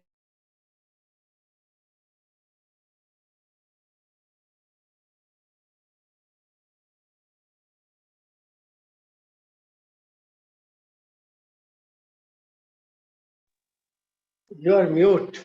Luke-ji, you are mute. Your mobile is mute. Mr. Luke? Luke, your mobile is mute.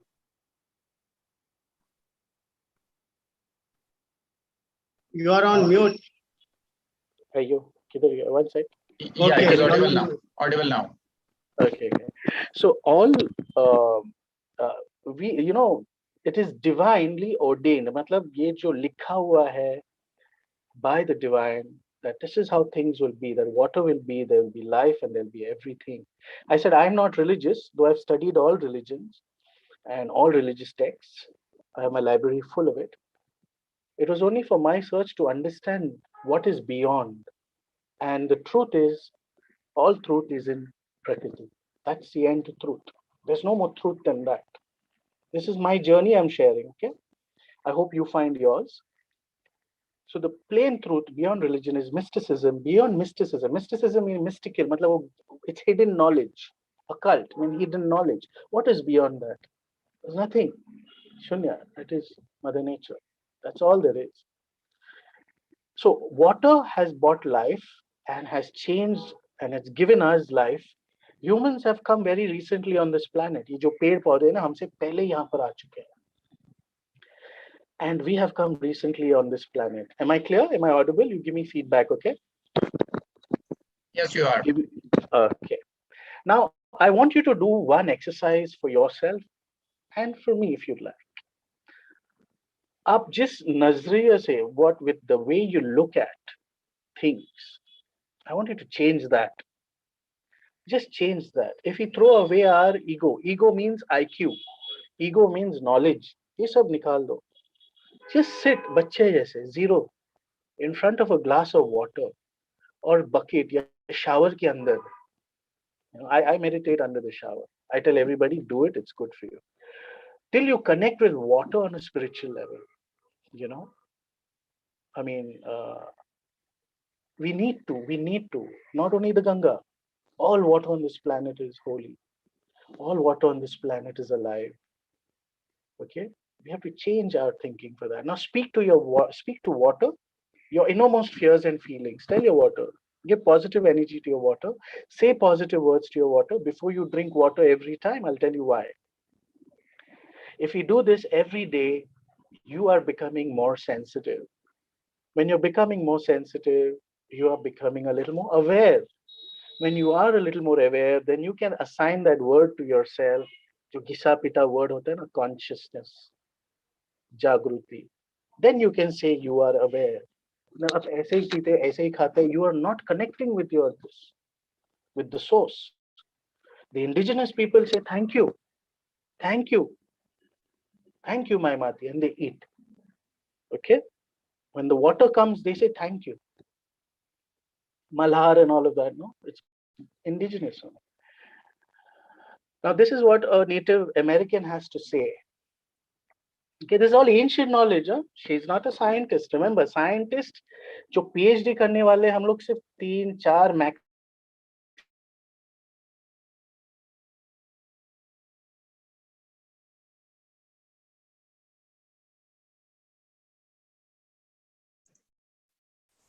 Mr. Luke, your audio is again stuck.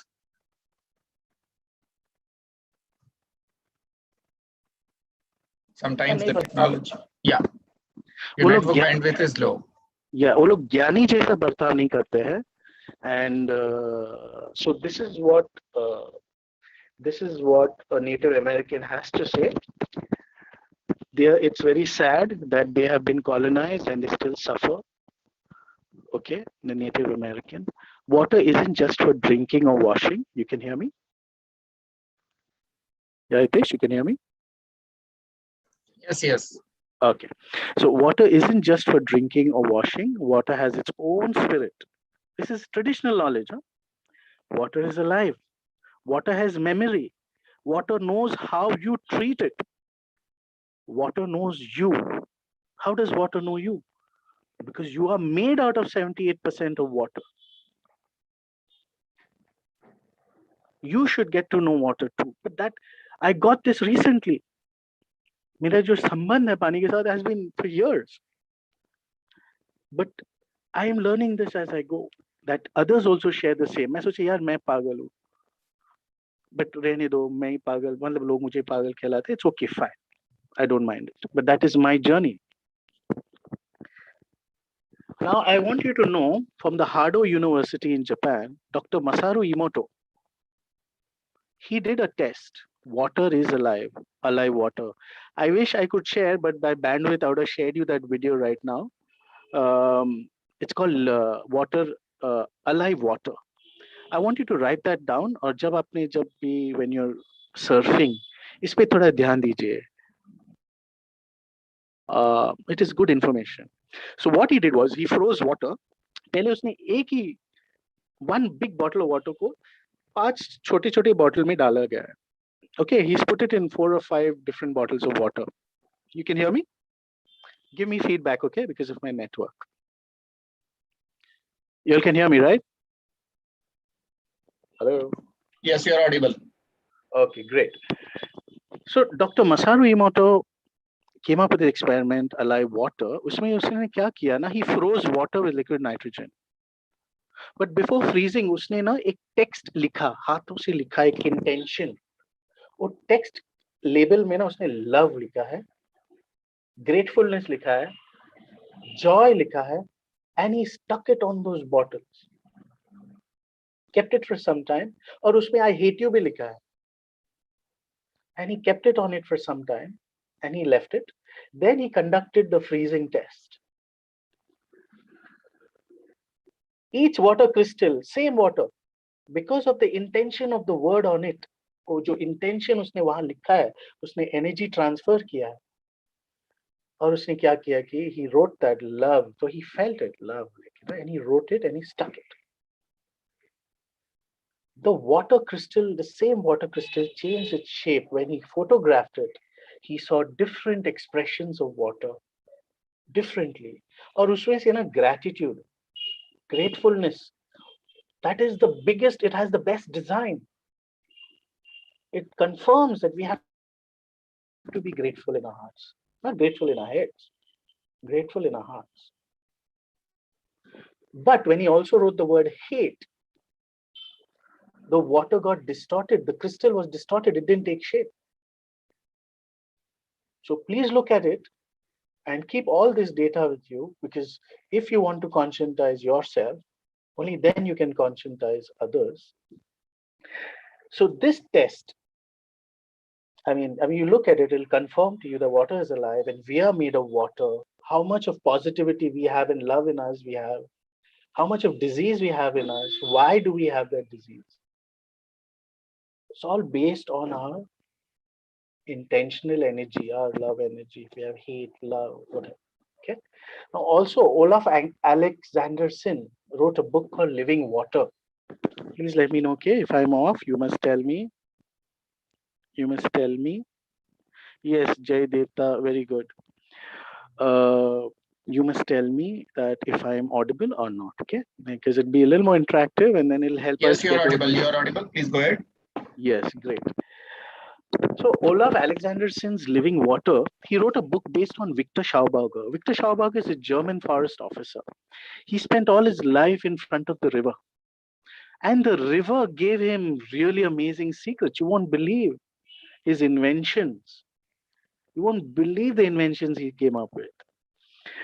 So Victor Schauberger was a forest officer and he learned so much from Mother Nature. He said we must, when in our technology, we must imitate nature. That is the most efficient, because Mother Nature is the highest intelligence around. ये किताब, ये computer, ये सब, you know, it's just machines. Intelligence is supreme. And that is also a divine trait, intelligence. Not of ratifying books, that's not intelligence. ये जो IAS officers और IRS officers जो रट करते हैं ना, वो intelligence नहीं है. That is only rota memory. I mean, वो क्या है, rota study, repetition में कुछ नहीं होता है. There's no intelligence, there's no creativity. So read these two books. I mean, watch these two things, these resources, and I would like you to enlighten yourself. Okay, now the biggest cause to the planet, this is just a revision. ये जो दिखा रहा हूँ वो सिर्फ एक revision है, okay? So, industrial revolution, machines, green revolution, जो हम लोग ने भी किया है. Did you know, I just want to give you a little bit of background on the green revolution. The green revolution was started by the Rockefellers because उन लोग ने तेल का खोद किया. They found oil.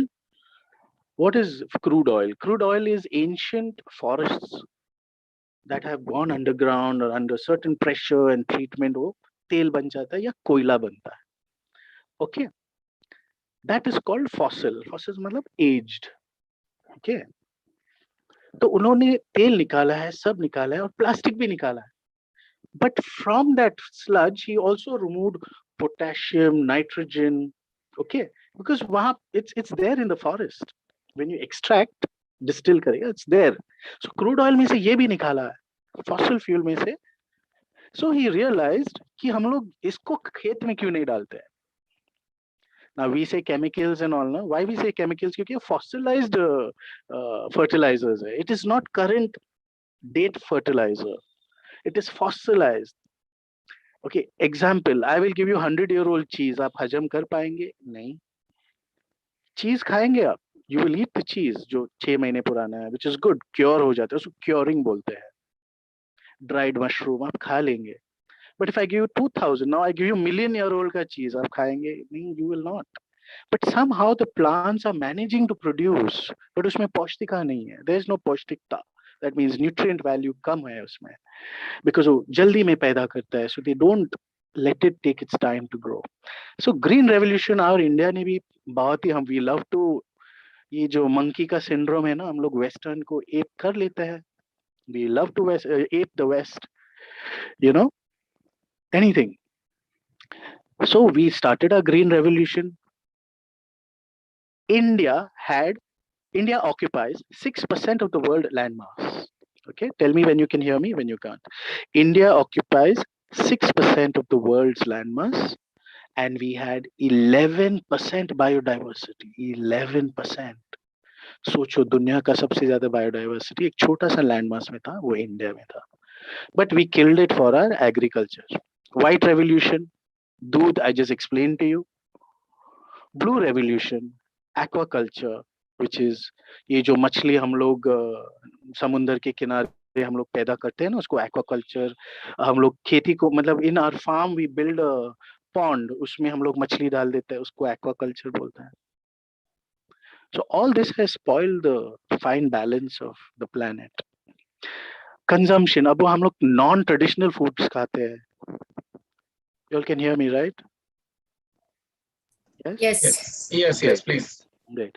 So consumption of non-traditional food. हम लोग को क्या चाहिए? हम apples खाते हैं. कहाँ से? कैलिफोर्निया से आ गया. Wow. अरे बनाना कहाँ से? ब्राजील से आ गया. ये हमारा ग्रीन बनाना कोई नहीं खा रहा है. हमारा एलची कोई नहीं खा रहा है. ये गोल्ड बनाना आ गया है मार्केट में. चलो इसको यहाँ पर उगवाते हैं. ये हमारा चीज नहीं है. It is not tradition. Did you know we have more than a lakh variety of rice? Do you know rice is from the grass family? Also, I would like to tell you, जो wheat or जौ or bajra. Why wheat only? हम लोग ने गेहूं को ही क्यों universal बना दिया? क्योंकि वो आसान है. सबसे ज्यादा प्रॉब्लम्स वहीं से आता है. Gluten tolerance, diabetes, all that comes from wheat.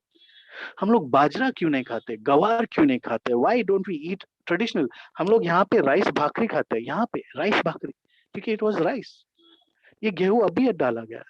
Okay, bread भी खा लेता है. But rice, I mean, you know, so eat what your geographic location provided. हम लोग माइग्रेट भी कर लेते, चलो बम्बे में जाएंगे, चलो दिल्ली जाएंगे, चलो बैंगलोर जाएंगे. I was in Bangalore just now. वहां का पानी मुझे हजम नहीं हुआ क्योंकि मेरा केमिस्ट्री बॉम्बे का है. I went to देहरादून बायोफिन के लिए, वहां का पानी मुझे नहीं जम रहा था. Then I realized my chemistry is पर मैं पैदा हुआ था या मेरे एंसेस्टर्स पैदा हुआ था, तो इसलिए बीमारियां आ जाते हैं. सो हमको माइग्रेशन भी रोकना है, हमको दो नॉन ट्रेडिशन चीजों भी नहीं खाना है. We should not eat non traditional foods. We should go back, हम लोग का पुरखों का जो खाना है, we should go back to that. Okay, now wanting things and assets to feel secure. हम लोग बहुत इनसिक्योर स्पीसीज है. जब हमको एसयूवी नहीं मिलेगा ना, तो हम सोसाइटी में हम लोग ठाट ऐसे करके खड़ा नहीं हो सकते. क्यों? क्योंकि एसयूवी नहीं है. So this is the problem with the human mind. It's all ego. It's all based on ego. Ego matlab kya? Self. Professor Luke, sorry to interrupt. We are running we are exceeding the time slot. It's 15 minutes above the scheduled time. So okay, I started if we late can wind anyways. up in next few minutes. Yeah, I started late anyways, but I'll finish the session. Okay, don't worry. So mismanagement of natural resources for our illusory GDP. GDP cannot be growing all the time in a limited planet. एक ही धरती माँ है, उससे 100 गुना चीज नहीं निकाल सकते, 1000 गुना चीज नहीं निकाल सकता. So that is the problem with us. Now today you invited me to speak about the Sustainability Development Goals, SDG. I am going to speak on sustainability number 13, climate action. How can you deliver the sustainable 17 goals? I have had a word at the United Nations too. I spoke to 125 countries and I've told them this exactly what I'm telling you. How can you deliver these goals without first addressing this? Knowledge is material and superficial. Heart consciousness is empathy and connectedness. I give you a classic example. Sabke paas, everyone, we have our mothers. हमको there are two kinds of knowledge systems here. हाँ, हमको पता है माँ क्या करती है. हाँ, मुझे एहसास है कि मेरी माँ क्या करती थी. That एहसास is where we are lacking in. So how should our approach be in changing the planet for the better? How? Knowledge or heart consciousness, that is empathy and connectedness. Remember this one thing very clearly, keep this in your heart. Above all things, ये अपना Bible में भी, it's a Jewish proverb. Above all things, guard your heart, for everything flows from it. ये जो यंत्र है, यंत्र, the heart, have you seen the energy? Let only good and positive creativity flow from your heart. And how do you awaken others? All your action will fall in dead on, you know. So we participate in the World Indigenous Peoples Day and we try to conscientize people. On the left lady, this is how we dress. Okay. Indigenous people are simple heart people. They've been protecting the natural environment since millennia. Yes, we have called them many names. We have done green hunt on them. उनको shoot किया गया bauxite के लिए, aluminium के लिए, industry के लिए. Okay, now you know what indigenous means. वो कहीं से बाहर से नहीं आया, migrate भी नहीं किया, वहाँ से ही रहता है. Maybe few kilometers migration, but not hundreds and thousands of kilometers. Okay, so the United Nations has appealed to the world to follow best practices. I had a recent meeting with the Delhi University management students. बोल रहे sir आप तो sustainability कह रहा है कि ये तो western concept. I said नहीं, ये traditional concept है क्योंकि United Nations has asked the way forward. उन्होंने कई बुजुर्ग, they have called many elders for the meetings and they understood that the indigenous way is the best way, but we need scientists to back them. So we've got the following SDGs based on traditional indigenous knowledge, not only scientific. So how do I achieve these goals? I have to first create awareness, right? I know, therefore I act. Now let me tell you how I have started my process. This is from Kolb. Kolb is a German researcher. How do we learn? Lecture reading, 5%, audiovisual demonstration, 20 to 30, discussion group 50%. Lekin we learn 75% by practicing and 90% to 100% by teaching. By teaching, you have to teach others. Then you learn the subject topic even more. So I've created a structure in Odisha Management College. This is my program. It's called the Sense Learning. Very successful. They go to all ecosystems. They study. They're there in the Himalayas, here in the Thar, all ecosystems, Andamans around. I would like to say a quote from here by Max Planck. Max Planck, P-L-A-N-C-K. यहाँ पे spelling मैंने गलत लिखा है. P-L-A-N-K है. P-L-A-N-C-K. He's a quantum physicist. He says this, listen clearly. When you change the way you look at things, जब नजरिया बदलेंगे हमारे खुद का. When you change the way you look at things, the things you look at, वो change हो जाता है. When you change the way you look at things, the things you look at change. So we have to change our thinking. Grow emotional intelligence, not theoretical intelligence. Okay. So I have started that one program that is an MBA in sustainability management in Odisha, 2 years. I've also started, what am I doing? Climate action, right? What am I doing? I would like to encourage you to do your bit. I started nature consciousness program. Ye flower of life dikh raha hai. It's the same thing. Okay. It's a 1-year diploma. I take them through the same conscious program that's scraped one for you. With my colleagues, we have started. Now we need to earn a livelihood. Can we go back to the old economy? We cannot. We have to think of the green economy. हर चीज को कैसे efficient और green करने में. So this is what we have planned. This is what we're doing. Our second batch is going to start on the 25th. Okay. We're doing it through XTIIC, St. Xavier's Tech Innovation and Incubation Center. This is a training program that facilitates our innovators. So this is at St. Paul's. I'm in the green. Those are my students, mostly postgraduate. Okay. And coastal and marine management systems. If you want to know another important trivia is that, or a fact, the oceans give out 2/3 of the planet's oxygen. But what are we doing? What are we doing? So we give our students an experiential learning. Okay, that is me giving them an experience about the mangroves. Mangroves produce oxygen 50 times more than any plant in the world. It's a protected species, Schedule 1 species.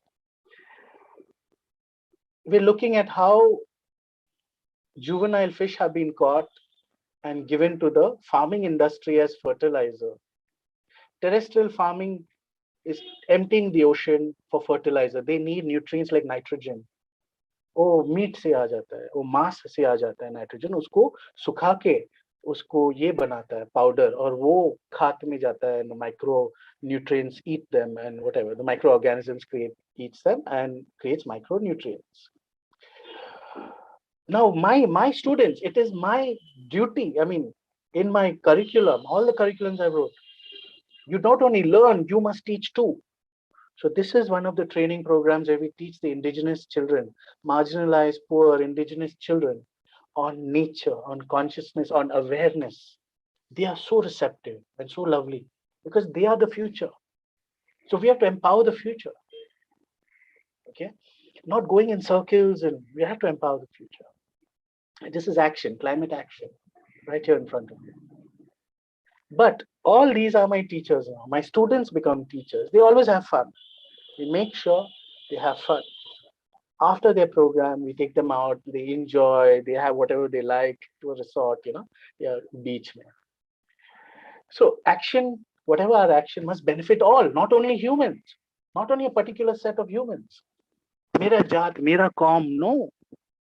World is our family. So it has to benefit the world. So inclusiveness, a society of cooperation, not competition. मैं तुमसे बड़ा नहीं हूँ, आप मुझसे बड़ा नहीं है, मैं हार गया, आप जीत गए, और आप हार गए, मैं जीत गया. No, सब सफल होना चाहिए. Okay, it's an indigenous way of life. It's a community center. So our action must benefit all living creatures. Bugs, please don't use pesticides at home to kill those cockroaches. अब उनको पकड़ के उनको बाहर रखिए.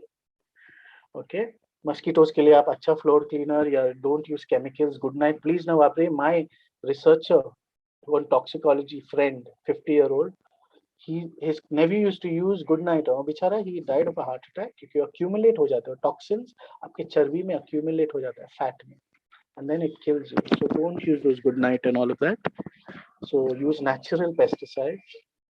Some friends have created गौमूत्र का जो distilled version होता है, उसने एक pine oil भी किया है. So these natural elements you can use, okay, but it must benefit all species, not only humans, all. सबका ख्याल रखना, सब, whole. Now this is your self assessment. हम कहते हैं yes, हम प्रचार करते हैं sustainability. हम कितने मतलब what are we doing? Consumption patterns, हमको packaged foods तो कम खाना है, छोटा carbon footprint रखना है, online purchase को थोड़ा कम करना है. Traditional food, हमारा दादी, you ask your grandmothers and grandfathers what we used to eat. Can we start eating that again? In our traditional way, we value our buzurg, our elders. They are our libraries. अगर वो गुजर गया, then we say, oh my goodness, एक library चला गया. So कुछ भी मतलब question होता है, उनको जाके पूछते हैं. So value your senior people at home, माता पिता, grandparents, uncles. Value them. They are a treasure. Okay. Organic foods. Eat only traditional foods that are organic. Electronics, try to not go in for new phones. Lithium ion, जो हम लोग का नया phones है, lithium ion, new technology. They dig they dig lots of mines and they create a mess. It cannot be repaired. Forest kata, okay, we can repair, we can reforest. Mines अब निकालेंगे धरती माँ के, जो इतने बड़े kilometers गहरी जो wounds है. How do we heal that? So your consumption patterns, you have to take care of. So we can do this individually as well as through our community, and use a cycle, go for a walk. I do that. Okay.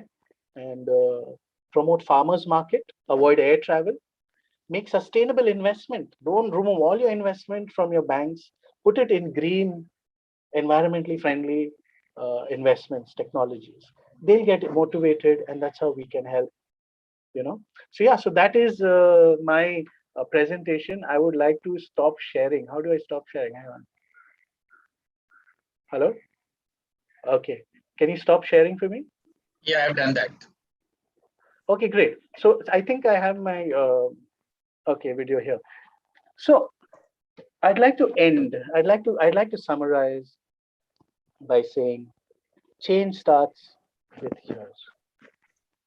Hitesh. Okay. So think about it. Okay. Let this be aligned, and then we can start making, the change that we can see the change that we need to see. Otherwise, I want to share you a link in the chat. I will share you a link which I've just copied.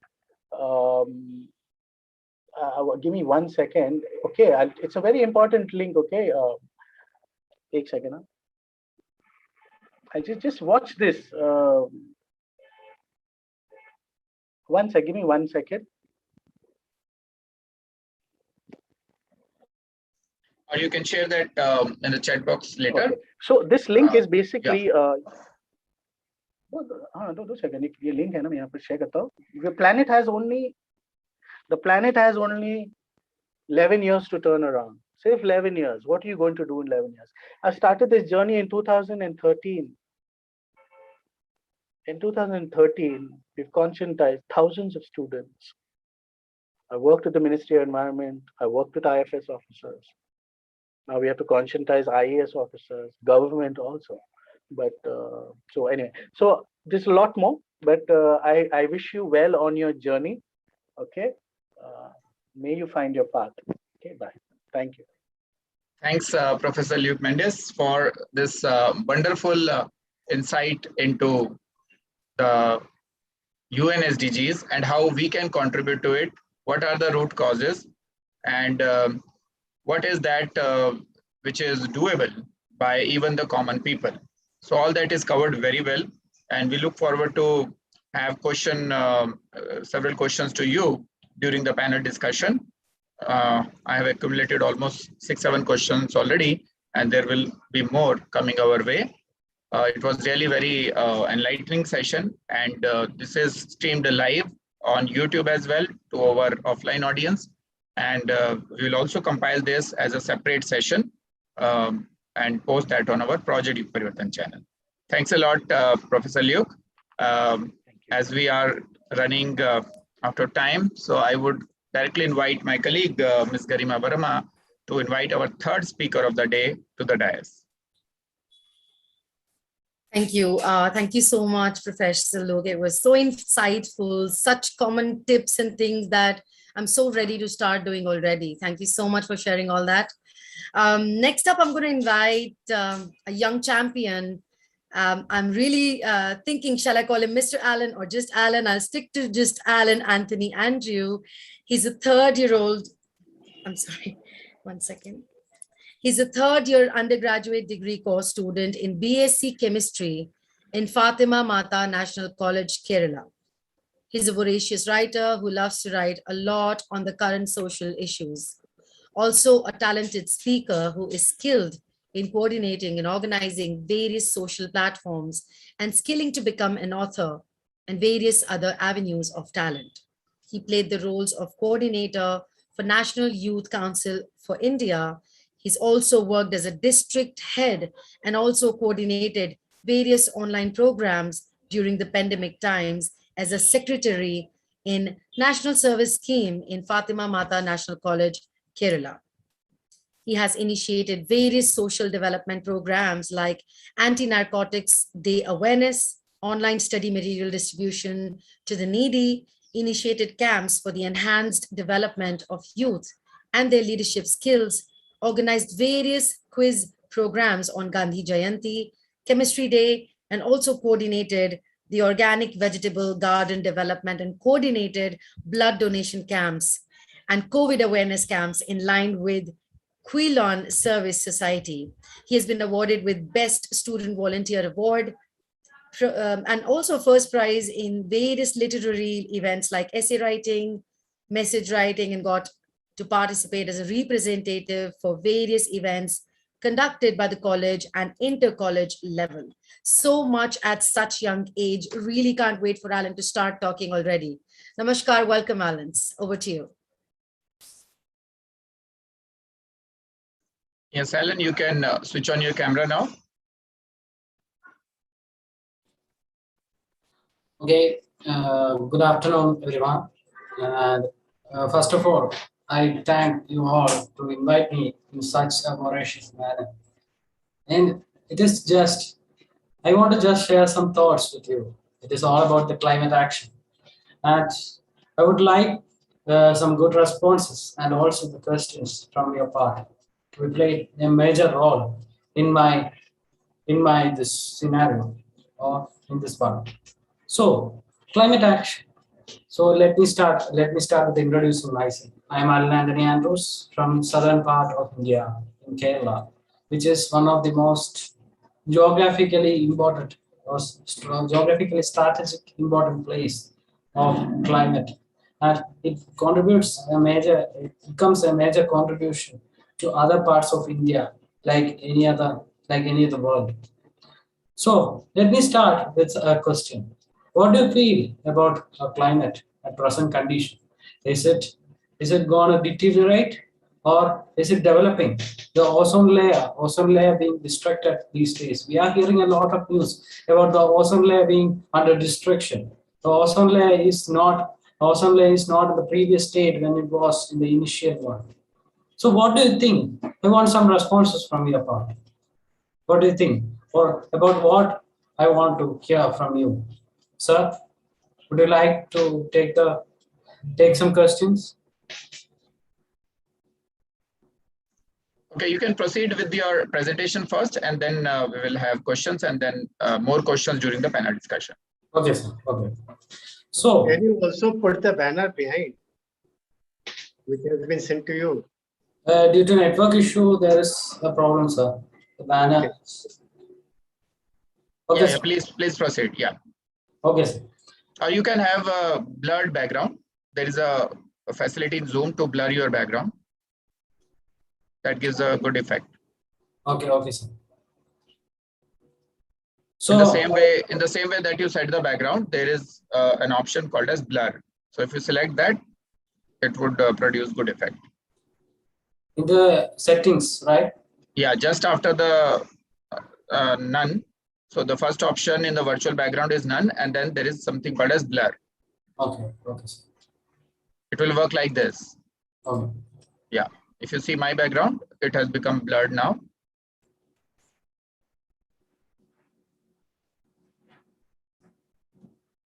Got it?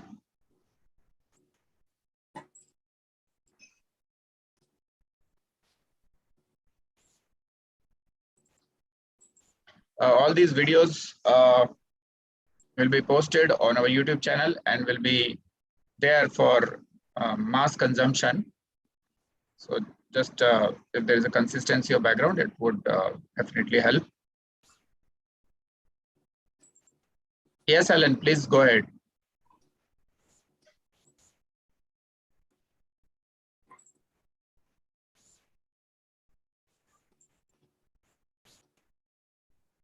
No issues. So if you are not finding the option, just proceed with your presentation, please.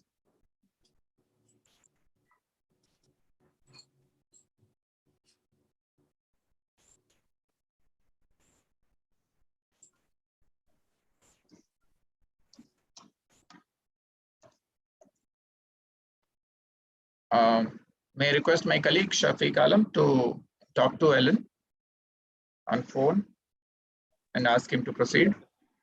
Yes, sir.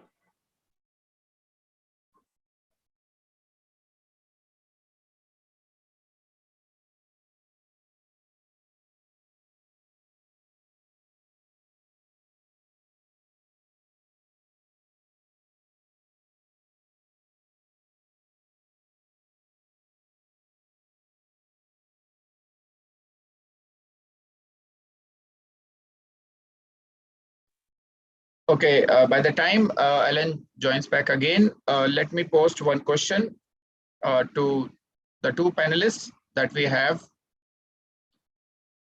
First question is, how can we bring eco-friendly cooking gas to urban areas? People living in flats in urban areas cannot use wood or coal for cooking. This is from R. Fatima ji. So I would request S. Mulidhar Rao ji and Luke to respond to this question. Yeah, I think I clarified in my presentation itself. My talk was not for people who don't have trees around them.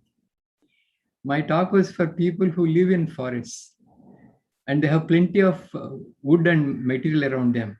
I want to leave the mine energy to the city dwellers, but I want to give the pine energy to our rural areas because they have a lot of trees. So what I would do is I would put a carbon debt on the city dwellers so that whatever they are putting into the environment, our villagers could take out and benefit the city dwellers, because we have a system in which it is very difficult to go back. Yes, we can use old time coal used to be there. Earlier in my childhood, my mother used to use coal in Hyderabad city. It was not smoking at all. So can we go back to coal systems? That is a difficult thing, but yeah, the governments can do. What they can do is they can produce, instead of this present CNG, in Europe and all countries, they're doing probably that same thing. They're producing coal gas and piping it. That is possible. So it's the governments have to do. Whereas what I am talking is individual level. Each household can build their own chulas. You can have their own gobar gas plant and cook at home, or put the gas into a tractor and till it, or put into a vehicle and transport it to the city. So my idea was to allow people close to nature use it.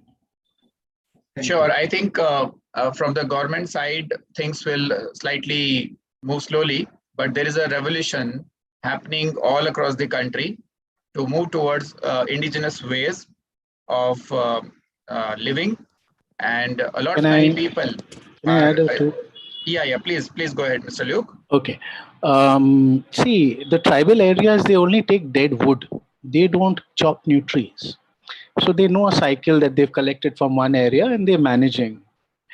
When it comes to urban areas, the problem is that CNG, there's no, I mean, cooking gas, sorry, is a byproduct. It's one of the products of crude oil.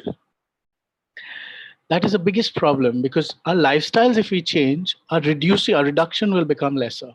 हम लोग 4 बार पकाते हैं, breakfast, lunch, chai, nasta, or dinner. In the olden days, we cooked once, एक ही time, morning में, और वो सब रात को खा लेते हैं बस. We eat the same for afternoon, same for dinner. That lifestyle change we have to make. So our footprint will be smaller.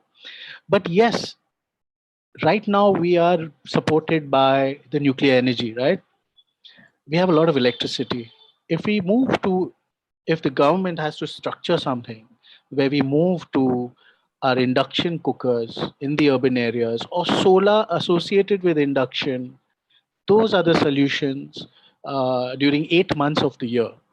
And this can be done even in rural areas. I'm working on a small project like that. I'm trying something. Also, instead of ये जो stubble होता है दिल्ली में,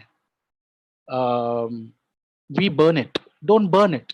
उसको mix करके pellets बना के हर गांव वालों को दे देना. So they will use that as fuel. Anyway, वो फसल का ही byproduct है. I think your co-host is online right now.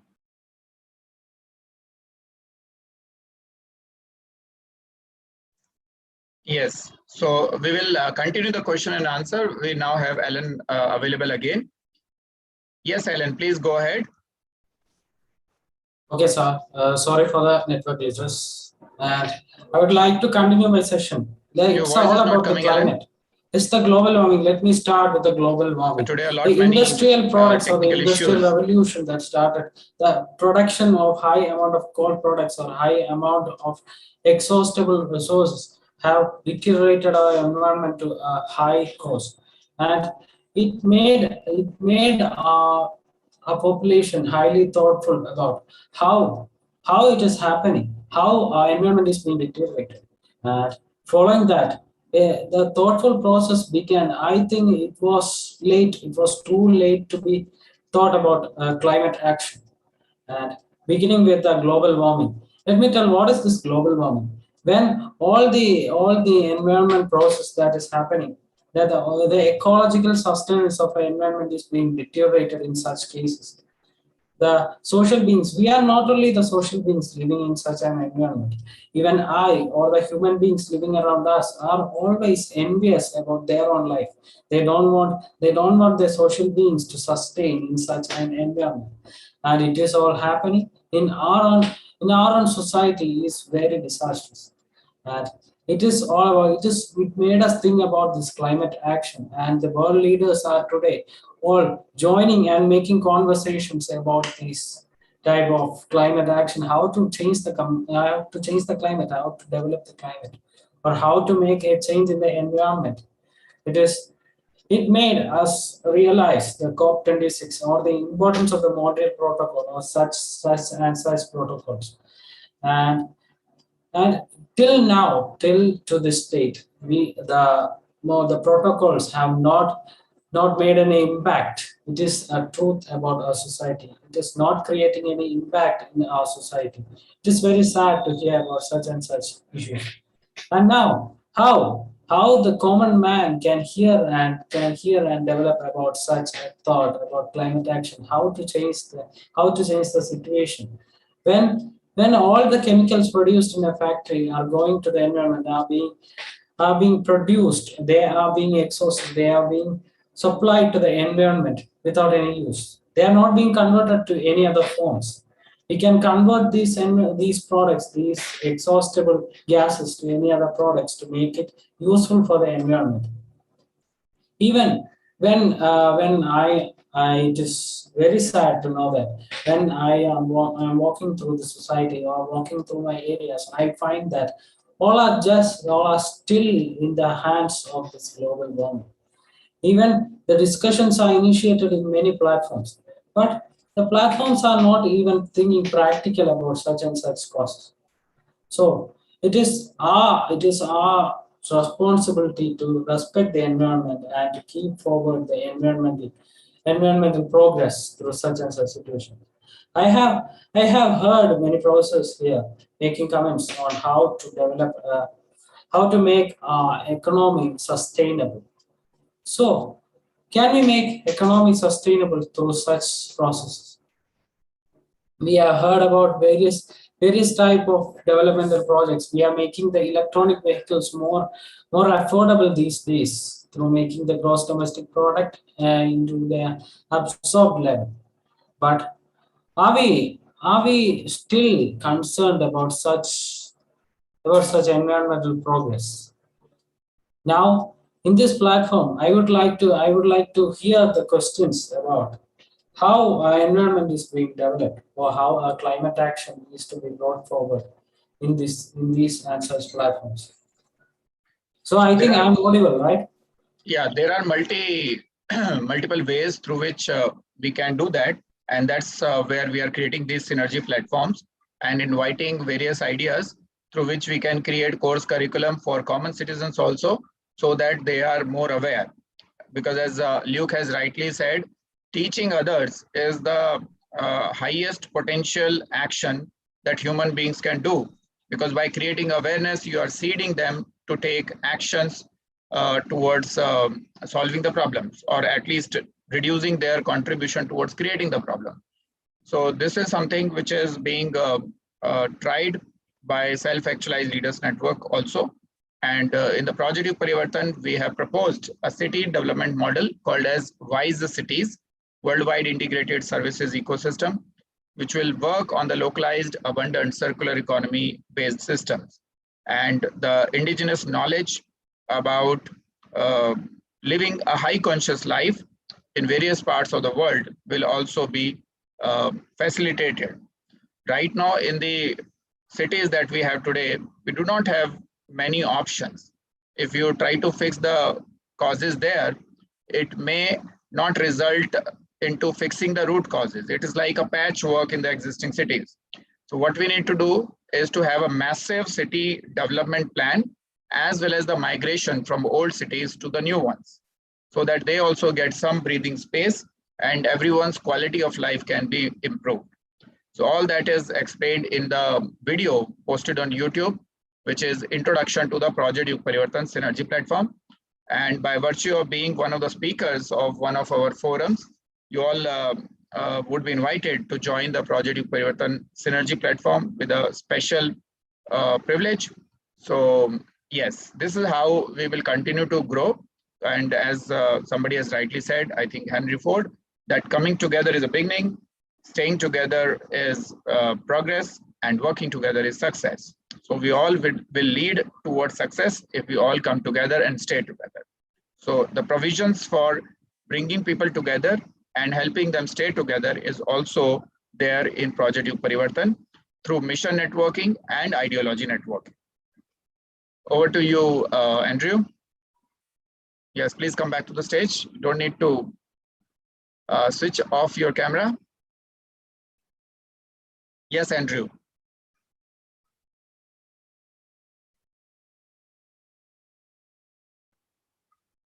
Andrew, are you there?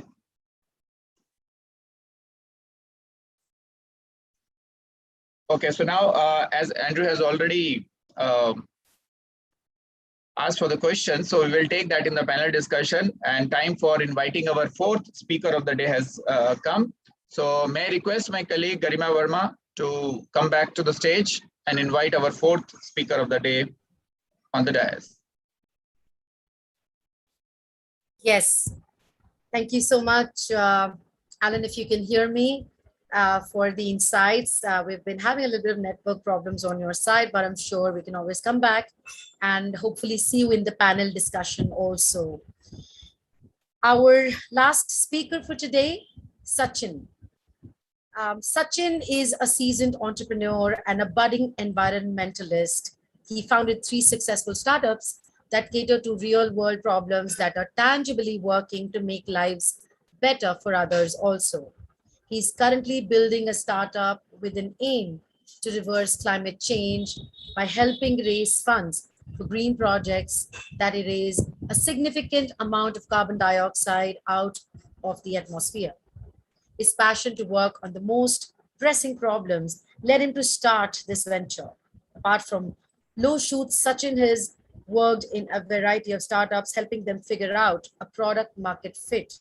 For example, Capiva, Ghost Stops, The Hosteler, Abikego, and many, many more. His expertise lies in taking projects off the ground. Sachin has been speaking about climate change on his Instagram and LinkedIn quite extensively. Absolutely thrilled to hear from Director and CEO of Low Shoot Climate Solutions Private Limited, Mr. Sachin Sengar. Welcome, Sachin. Namaskar. Thank you for joining us.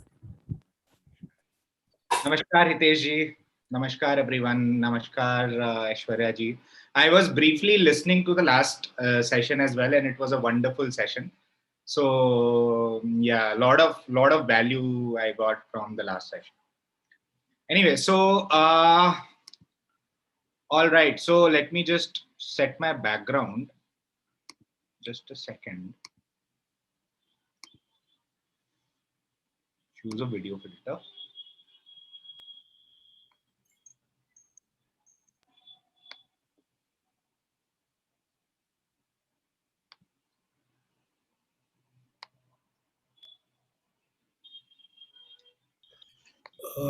Sir, can you help me with that? Yeah, go to there is a video, stop video button, and there is some up arrow. Click that and go to choose virtual background. Got it. And then you'll get the option. So I can upload it. So if the banner is not added, then there is a plus sign to add image. Got it.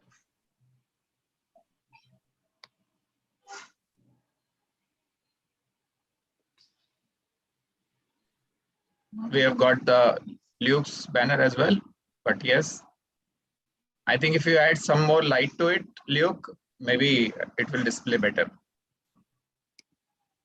Right now we are getting your 3D X-ray ultrasound image.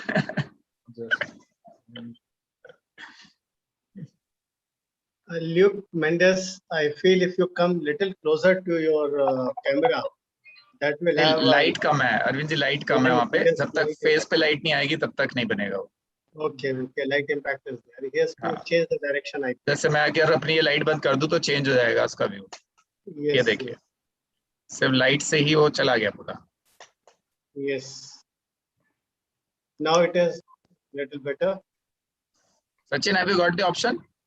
Yes, I've got the option. Just a second. If you do not have the banner, then you can set it to blur. Blur is the second option available after none.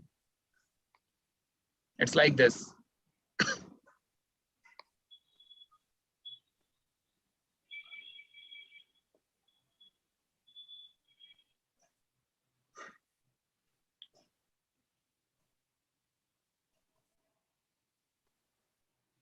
Just a second. I've got the banner.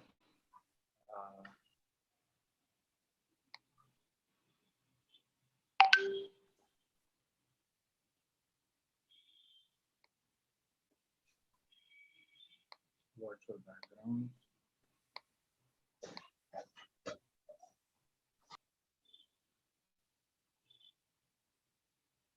Awesome. Sachin can start. What's the challenge? You start your session, it's fine. Yeah, I'll leave it. Let us start. Okay, cool, perfect. So let us start. All right, so I would like to share my screen to give my session. So yes, we have the permission. Please do that. All right, cool.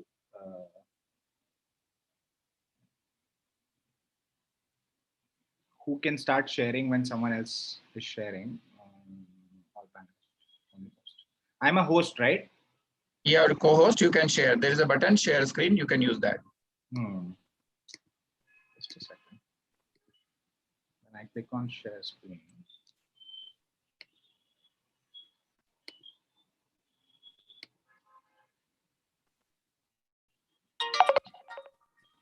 In the meantime, everyone is requested to post your questions. I'm picking them from the chat box and the Q&A section. Awesome. Mr. Sachin, Yes, yes, your presentation is now visible. Please go ahead. So first of all, like a big thanks to everyone for giving me the opportunity to sort of address all the leaders who are there in the panel and people who have joined the session to sort of talk a little about climate action, talk a little about SDG 13 in particular, right? So I'll give you a little bit of background about myself. Ma'am has already talked about me quite extensively. I'll just give you a little bit of what I'm doing right now, because ma'am has covered what I have done in the past. So right now, what I'm doing, what we are working on as Lowsuit, I'm basically from this organization called Lowsuit. I'm the director and CEO of this company, and we started off very off late only. Before that, I've been working in any energy efficiency. I've been helping commercial properties save up to 40% on their electricity bill using data and automation. So basically, we used to collect energy data from all the different properties, hotel properties, or say office spaces and all that. And we would help them identify places where they can, use that data to sort of save electricity within their property.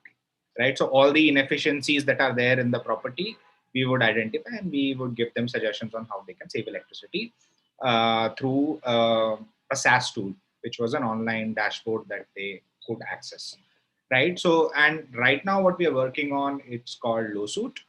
And the reason why I started this is because for the longest time, so I'm an avid traveler. I've traveled across the country, and I have, like ma'am also said, that I've worked with hospitality brands, I've worked with hospitality startups, and I've helped them scale, right? And in the process of helping them scale, I got the chance to travel across the country and also my father was in the Air Force. So we lived in Delhi, we lived Gujarat, Himachal Pradesh, so all across the country, West Bengal, Assam, all that area I have lived. So I've done my schooling from across the country. I've done my education from across the country, right? So while all this was happening, there was a conditioning that was happening wherein I was getting more and more close to nature. I was getting more and more close to just being one with nature, right? So also for a major part of my schooling, I did in Delhi, like in the later years, schooling and college, I did in Delhi. And the locality that we used to live in, we used to face a lot of, water shortages that used to happen, right? And Delhi is known for its water shortages, its quality of water and all that. Right. So back then, we used to study, a lot about environment and all, but never understood as to why is this happening? Why is there a big acute shortage of water in Delhi? And that led me to understanding climate change, and that led to a wider understanding of how climate change is affecting everyone around us. Right. So basically, the idea of Lowsuit came from that. The only thing that we are doing is that we are helping raise funds for climate projects. We are helping companies calculate their carbon footprint. We are helping individuals track their carbon footprint and then pay money to offset their carbon footprint.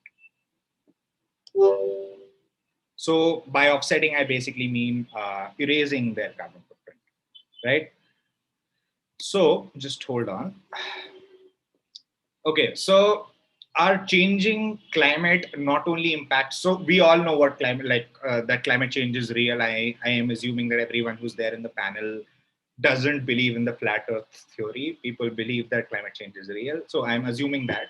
And based on that, I'm just moving forward. So our changing climate not only impacts the wildlife, flora and fauna, but also human society and well-being. In order to figure out how to tackle climate change, we need to first understand why it's happening, right? So I'm going to give you a short EVS lesson, which obviously most of the people in this panel might already know, but just to set the context properly, I am diving a little deep in it.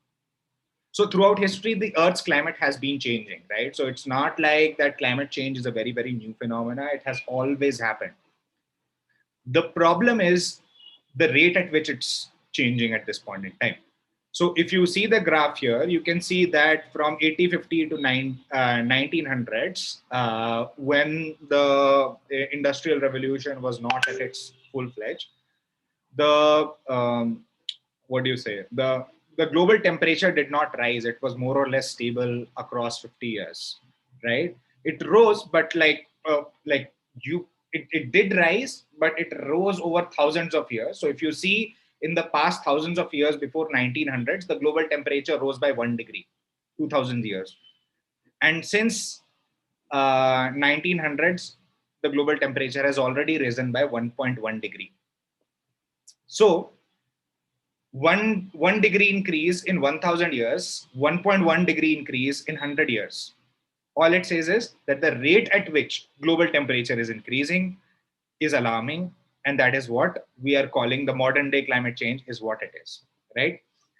So why is it happening? It's happening because of, obviously it's happening because of human activities, right? The cause is humans emitting carbon dioxide and other gases into the atmosphere. Now, if you look at this graph here on the right side, you will see, is everyone able to see first?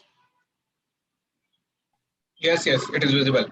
Awesome. So if you're not able to understand, just drop a message. I'll have a look. So yeah, so here you can see the breakdown of how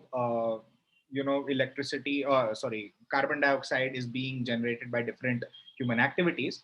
Just to run you through very quickly, transportation causes around 15.9%. Electricity and heat causes around 30.4%. Then industrial processes add around 5.6%. Agricultural adds around 18.3%. Waste adds around 3.2% of total CO2 emissions that humans do. So this is 15.9% of total CO2 emissions that humans do. Now, if you want to get into the details, you can see by what all, what's the breakdown, even within transportation, what's the breakdown. So if you want, I can share this entire slide with you after this session, and you can sort of go through it and understand these as well in detail. But the point is that the major cause of CO2 emissions is because of human activities, right? So every year, human beings emit around 51 billion tons of greenhouse gases every year, right? 51 billion tons of CO2 is equal to cutting down 25 billion trees every year, which is equivalent to clearing down an area as big as Amazon forest every year, right? So what I want to say is that basically it's a huge deal, right? We are clearing down an area as big as Amazon forest every year because of our human activities, because of our excessive consumption. I believe that it's a huge deal, and humans have the responsibility to do something about it, because it's not going to harm anyone else. The planet will find its ways to rebalance everything. It's just going to harm our species. It is going to harm our future generations. It is going to cause a lot of distress in future, right? It's not me who is saying this. 97% of all scientific journals have been talking about this, right? So at this rate, as per the Paris Agreement, as per the recent IPCC report that was released very recently, we will hit a climate catastrophe by 2050 for sure, right? And what do I mean by a climate catastrophe? I basically mean that there will be a large-scale food crisis. There will be a large-scale fight for resources, which can lead to civil wars and all that. There are already reports out there that talk about how the war in Syria happened essentially because of climate. So climate had a big part to play in why the Syrian war happened. Then there is going to be a mass migration, right? All around 200 million people will be migrating every year. 200 million is a huge number, right? And all these people are going to be from marginalized communities, right? And then there are going to be natural disasters, and we've already started seeing that. And obviously I can I can basically expand this list and come up with a lot of other numbers, but these are the four main things that I look at that are going to happen if we are not able to, if we keep emitting as much CO2, as much greenhouse gas as we are currently doing, right? So I am not also, all of this might happen at the same time, not on the same day, but it's going to happen around the same window, right? And when everything happens, when it will happen around the same window, there will be a lot of problem. There can be an complete economic breakdown as well. And there are enough number of reports from reputed organizations talking about that. And also, you might also know that the GDP is also slowing down. If you look at the growth, like the growth rate of GDP is slowing down. If you look at the growth rate in 1950s and after 2000s, the growth rate is constantly slowing down, right? The actual number is increasing because the number of businesses and all that is increasing, but the rate at which it's growing is obviously slowing down.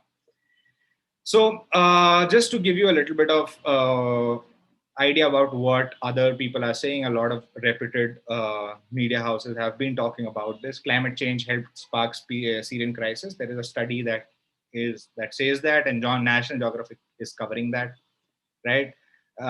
Climate change could trigger a global food crisis, says a new UN report. Climate change could see 200 million people move by 2050. So there is going to be a mass migration.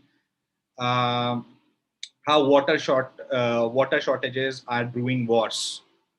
So water shortages are basically, over a period of time, are leading to small conflicts, which can eventually lead to a civil war or a war kind of a situation in future, right? So how do we solve this? The only way to solve this entire problem is to become net zero by 2050, and that is what SDG 13 also talks about. What net zero basically means is that all CO2 emissions by humans should be erased from the atmosphere, right? So say in 2050, by 2050, if we are doing 20 tons of, if we are putting 20 tons of CO2 into the atmosphere every year, then we need to remove 20 tons of CO2 out of the atmosphere every year, right? So basically right now we are doing 51 billion tons, right? So 51 billion tons, why are we doing? We're doing because of our economic activities, because of our logistics, because of various other reasons, because of our excessive consumption and all that, right? So we need to figure out a way to not stop the economy, and at the same time make sure that we are pulling this greenhouse gases back out of the atmosphere, and only then we'll be living in a stable world, right? So Bill Gates have been talking about this. There's a book that he wrote, and I recommend each and every leader to be sort of reading this. And I think all of you who are there in the leadership positions, and if you're connected to somebody who is in a leadership position and he's not here, then you should definitely tell them that basically there's a book that Bill Gates has written. It's called How to Avoid a Climate Disaster, right? And he has basically like broken down the entire problem very, very logically, and he has given a clear path of how we can sort of go ahead and achieve it. And I completely agree with what he has said. So we just have 10,000 days in hand to hit this mark, to be carbon neutral by 2050. We just have 10,000 days in hand, right? Around 10,000 days in hand, right? So the amount of time we have is also not a lot. So we need to move rapidly. We need to move fast because the clock is ticking, right? So the three lines that each and every one of us should know who is working in this space. I'm sure there are a lot of experts in this space. I'm just starting out. So the three lines that you should definitely know are these three lines. So firstly, if everything goes business as usual, we will hit a 5-degree increase in global temperature by 2050. If if we implement carbon reducing activities or initiatives and policies by the government, we will still cross the 1.5 degree mark by 2050, right? So this is what this basically means that if today every vehicle in India or every vehicle around the world becomes electric, even then, or every product that we are buying becomes energy efficient, becomes the most efficient version of that product, even then we cannot avoid a climate catastrophe. So this is the kind of situation we are at, right? We don't even, in India, we don't even have 1% of all cars electric cars, right? There are a lot of reasons behind it. There's a lack of infrastructure, all that. We can go into the reasons, but the fact is, and the fact is the only thing that matters,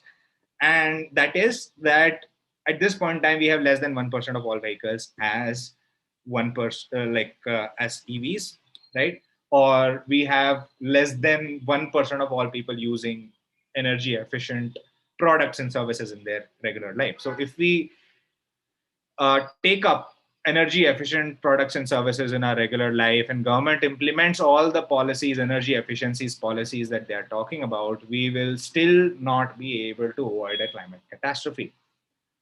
The only way to avoid a climate catastrophe is to become carbon negative, because in this case, there will still be some emission. Even when you're riding an electric vehicle, you are not emitting zero carbon.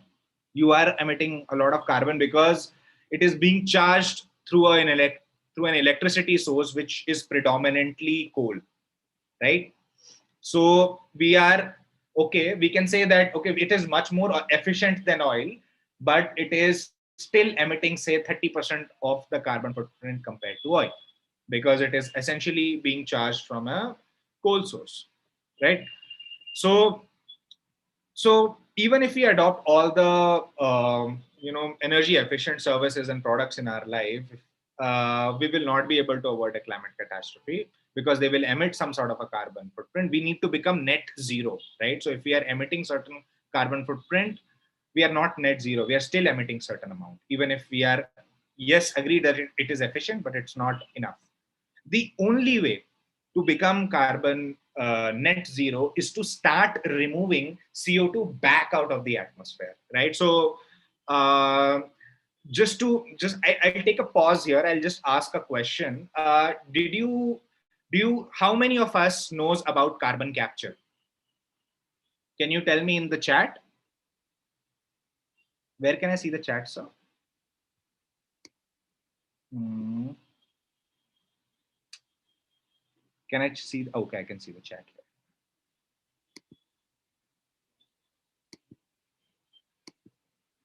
Okay.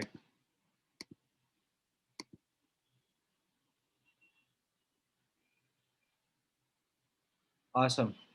No, I don't know that. Anyone else? Do you know about carbon capture, guys? Please drop your this thing in the chat, your opinion in the chat. It seems nobody is aware of it. Awesome. So I think there is a lot of value that a lot of people can get from this session. It's it's recovery of carbon. Perfect. Yeah, that's what it is, Vivek. So basically, the only way to avoid a climate catastrophe is to suck carbon back out of the atmosphere and store it somewhere else, right? The problem is when greenhouse gases are suspended in the air, because when greenhouse gases are suspended in the air, they trap heat right under it, and that's how the global temperature increases over time, right?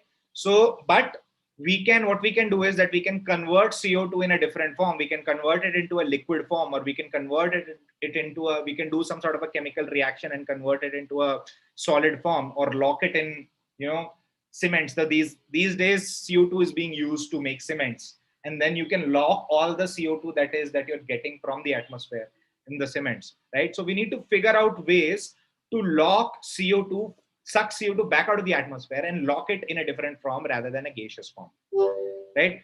So moving on. So how do we get to net zero? How do we go from 51 billion tons of CO2 that we are offsetting, that we are creating every year, to become net zero, right? So this is obviously this theory I borrowed from this awesome guy called Jeremy Rifkin. Just check this man out. He has been speaking about climate change for a very, very long time. He's the advisor to the Chancellor of Germany. He's the advisor to People's Republic of China. And I would recommend you to watch one of his documentary by Vice. It's called The Third Industrial Revolution. You should definitely watch it. It's a very, very gripping story, and he tells it in a very, very gripping way. Right. So, so how do we go from 51 billion tons to net zero? It's a humongous task. It's probably the toughest thing that humanity has ever achieved. Making computers was easy. Making everything that we have done, even making vehicles, making planes, making rockets, making anything that we have done as of today was easier than this task that we have. Right. The reason why I'm saying all this is because since we are leaders, we need to have a true understanding, like a real understanding of what's the status right now. I've met so many leaders who are working in this space, but do not understand the issue properly. They don't understand the enormity of the situation, the alarming situation that is there. People don't understand. People are using this thing as a, I don't know, like as a cash cow. Like people are taking, trying to make money out of climate as well. So without having good understanding of what they're working on. So there are two things we need to do. Firstly, we need to reduce. The second thing that we need to do is remove, right? So how do we reduce? So the answer to this question lies in how we move, power, and manage all our goods and services. Basically, how we move, power, and manage our economic activities. The answer to this question lies in this, right? I'll tell you how. So if you look at the current infrastructure on which all the industries are based, if you look at the current, so basically the infrastructure on which all the industries are based are basically very outdated. If you look at it, so any economy flourishes depends on how we move, power, and manage, economic activities. Like I said, the answer to how do we reduce lies in how do we move, power, and manage economic activities. Move, power, and manage economic activities, right? So currently, how are we moving? We are moving using petrol, diesel vehicle. We are moving our goods. We are moving ourselves. We are moving our services using goods, petrol, diesel transportation, right? How are we powering our services? How are we powering our manufacturing? How are we powering everything that we consume? We're using oil to power that majorly. Yes, there is a bit of renewable contribution, but at this point in time, I would like to consider it negligible, because if you look at the global scale, it is actually negligible.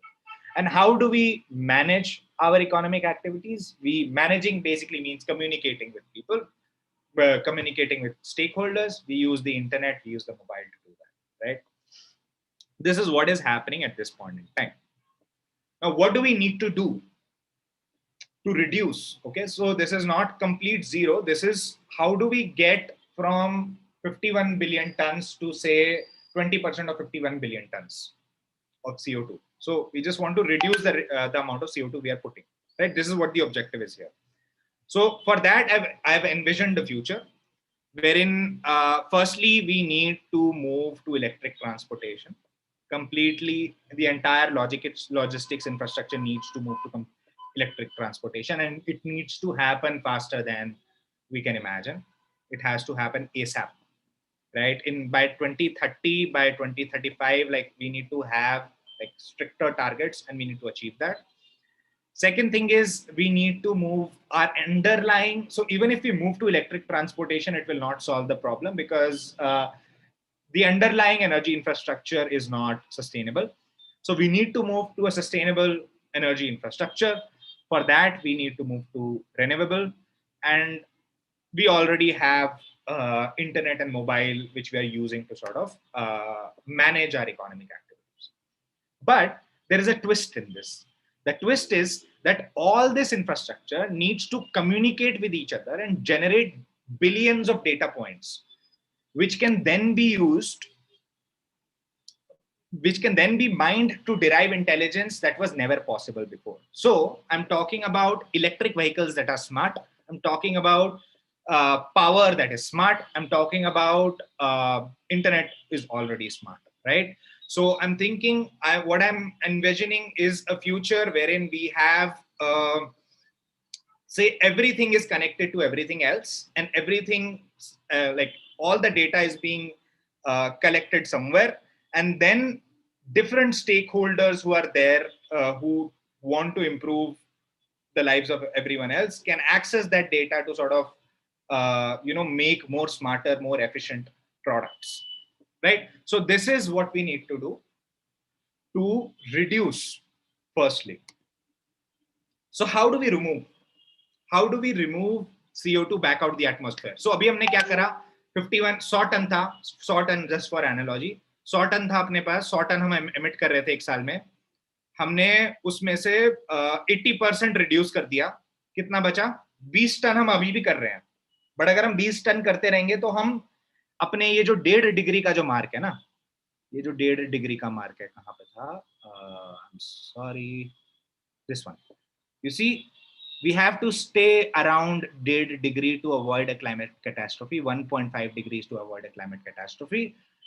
To actually hit this mark, we need to remove, right? We need to remove CO2 back out of the atmosphere. We need to remove greenhouse gases back out of the atmosphere. How do we do that?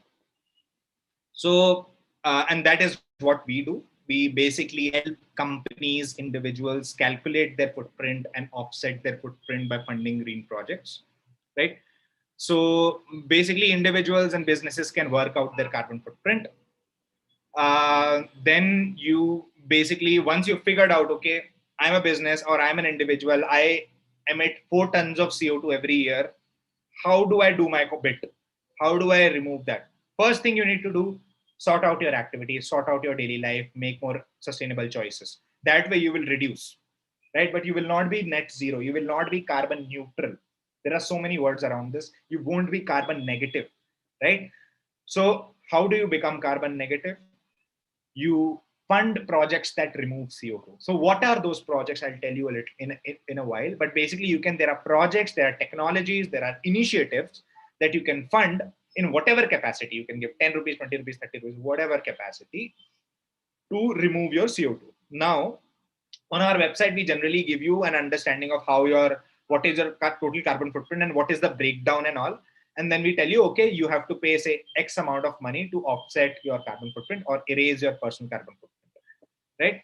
And then you have to monitor the impact of what you've done, right? So these are the 3 basic things that we need to do to remove CO2 back out of the atmosphere. Okay, so I'll tell you, I'll talk a little bit about different kinds of projects that we are also working with, and different kinds of projects that actually erase CO2 back out of the atmosphere, that help you become carbon neutral, right? First is artificial trees. Okay, so this is basically a breakthrough discovery done by this professor, forgetting the name of the professor, from Arizona State University, United States of America. So what they've done is that they've built a special kind of plastic. They call it artificial trees, but basically it's a special kind of plastic that sticks to CO2 that is suspended in the air, right? So you just suspend this piece of plastic in air. When the air hits the surface of the plastic, there is a reaction that happens. CO2 gets attached to the surface. And when you dip this piece of plastic in water, it sheds all the CO2 in water, right? So what have you done? The thing that I was talking about, atmosphere से निकालना है अपने को, atmosphere से निकाल के हम कहीं पे भी डाल दें, हम उसको चाहे लिक्विड फॉर्म में डालें, चाहे सॉलिड फॉर्म में डालें, हमने एटमॉस्फेयर से निकाल दिया. अब ये एक जो आर्टिफिशियल ट्री है, ये एक दिन में 1 टन कार्बन ऑफसेट करता है. एक इंडियन का 1 साल का कार्बन फुटप्रिंट 4 टन होता है. तो मतलब एक ट्री 4 दिन के अंदर एक बंदे का टोटल कार्बन फुटप्रिंट ऑफसेट कर देगा, इंडिया का. India के Indian urban, I'm talking about an urban Indian, not talking about rural Indian. Rural Indians are very negligible.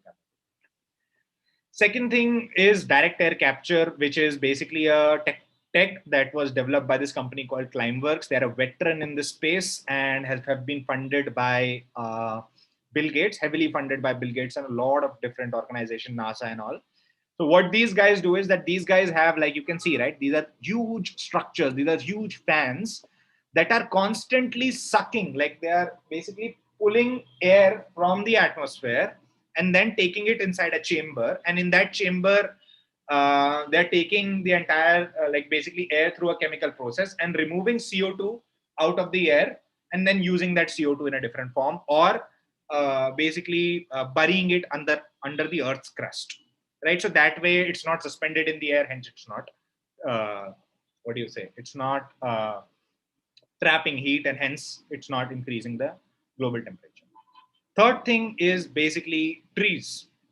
So trees are basically the biggest natural sinks of CO2. Not actually the biggest. The biggest natural sinks of CO2 is phytoplanktons, that are microorganisms that are there in, what do you say, in the ocean.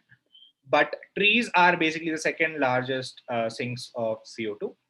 So basically, we can plant a lot of trees to offset or to suck carbon back out of the atmosphere. Now, once trees suck CO2 back out of the atmosphere, they use that CO2 to make food for themselves or generate energy for themselves in the form of glucose.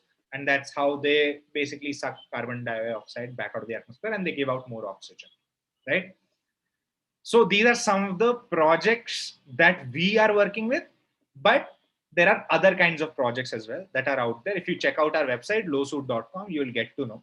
If you are an organization, if you are an individual who's looking to calculate their carbon footprint, you can do that from our website. It's called lowsuit.com. Apart from that, if you're an organization, we can do a complete end-to-end audit of your carbon emissions, and we can tell you what your total carbon emissions is. We can help you offset your carbon, your carbon emissions by helping you in fund verified projects. Now, these are verified projects basically give you carbon credits. So you can basically purchase carbon credits through us if you are an organization and become carbon neutral.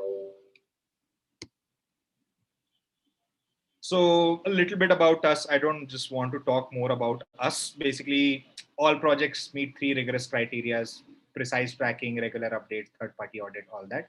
These are some of the partners. We can leave it for later. If you're interested, we can sort of get into this. But now just talking a little bit more about how it works in a case of a business, right? So a business makes a product, they use a certain amount of, they release certain amount of CO2 as a result of it into the atmosphere. Now you can invest in carbon capture, projects, and based on how much you invest, we can offset that much amount of CO2 or erase that much amount of CO2. And then that CO2 can be utilized and can be given back to the product. But this is I basically copied this image just to make you understand of how this entire cycle works, and it's circular in nature, and it doesn't harm the environment net. Right? So once we've done both the things, we have reduced and we have removed.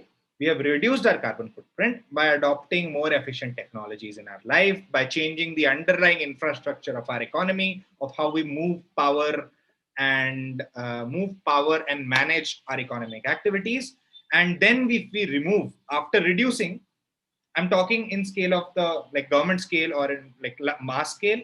First, we need to reduce and then we have to remove. The same principle can be applied for your own personal life as well. But I'm talking in mass scale because there are leaders in this panel.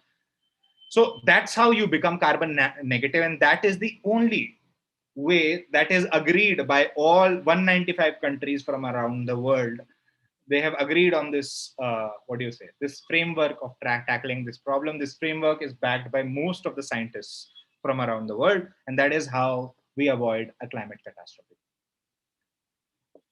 All right. If you want to connect with me on Twitter, you can. This is my handle and this is my email ID if somebody wants to get in touch with me. Apart from that, you know my website. It's called lowsuit.com.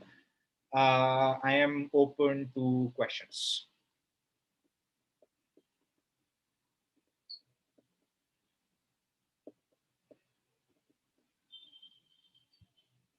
Hello. Hello. Yeah, there are several questions posted by the audience in the chat box. I'm just reading them one by one. And this also brings us to completion of all the 4 sessions. So may I invite the other panelists also on the spotlight.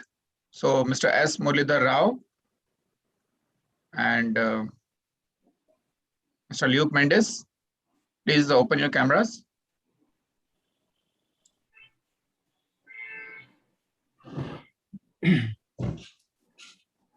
Mr. Luke. Okay. By the time they join in, let me just quickly start asking the questions. So first question is, Elon Musk said on Thursday via a tweet that he will donate $100 million towards a prize for the best carbon capture technology. Correct. I don't think I don't know if he said it on Thursday, but he said it earlier as well. Yeah. Okay. So the question somewhere I want Dr. Sanjay Pandey to elaborate it directly through voice. Dr. Sanjay?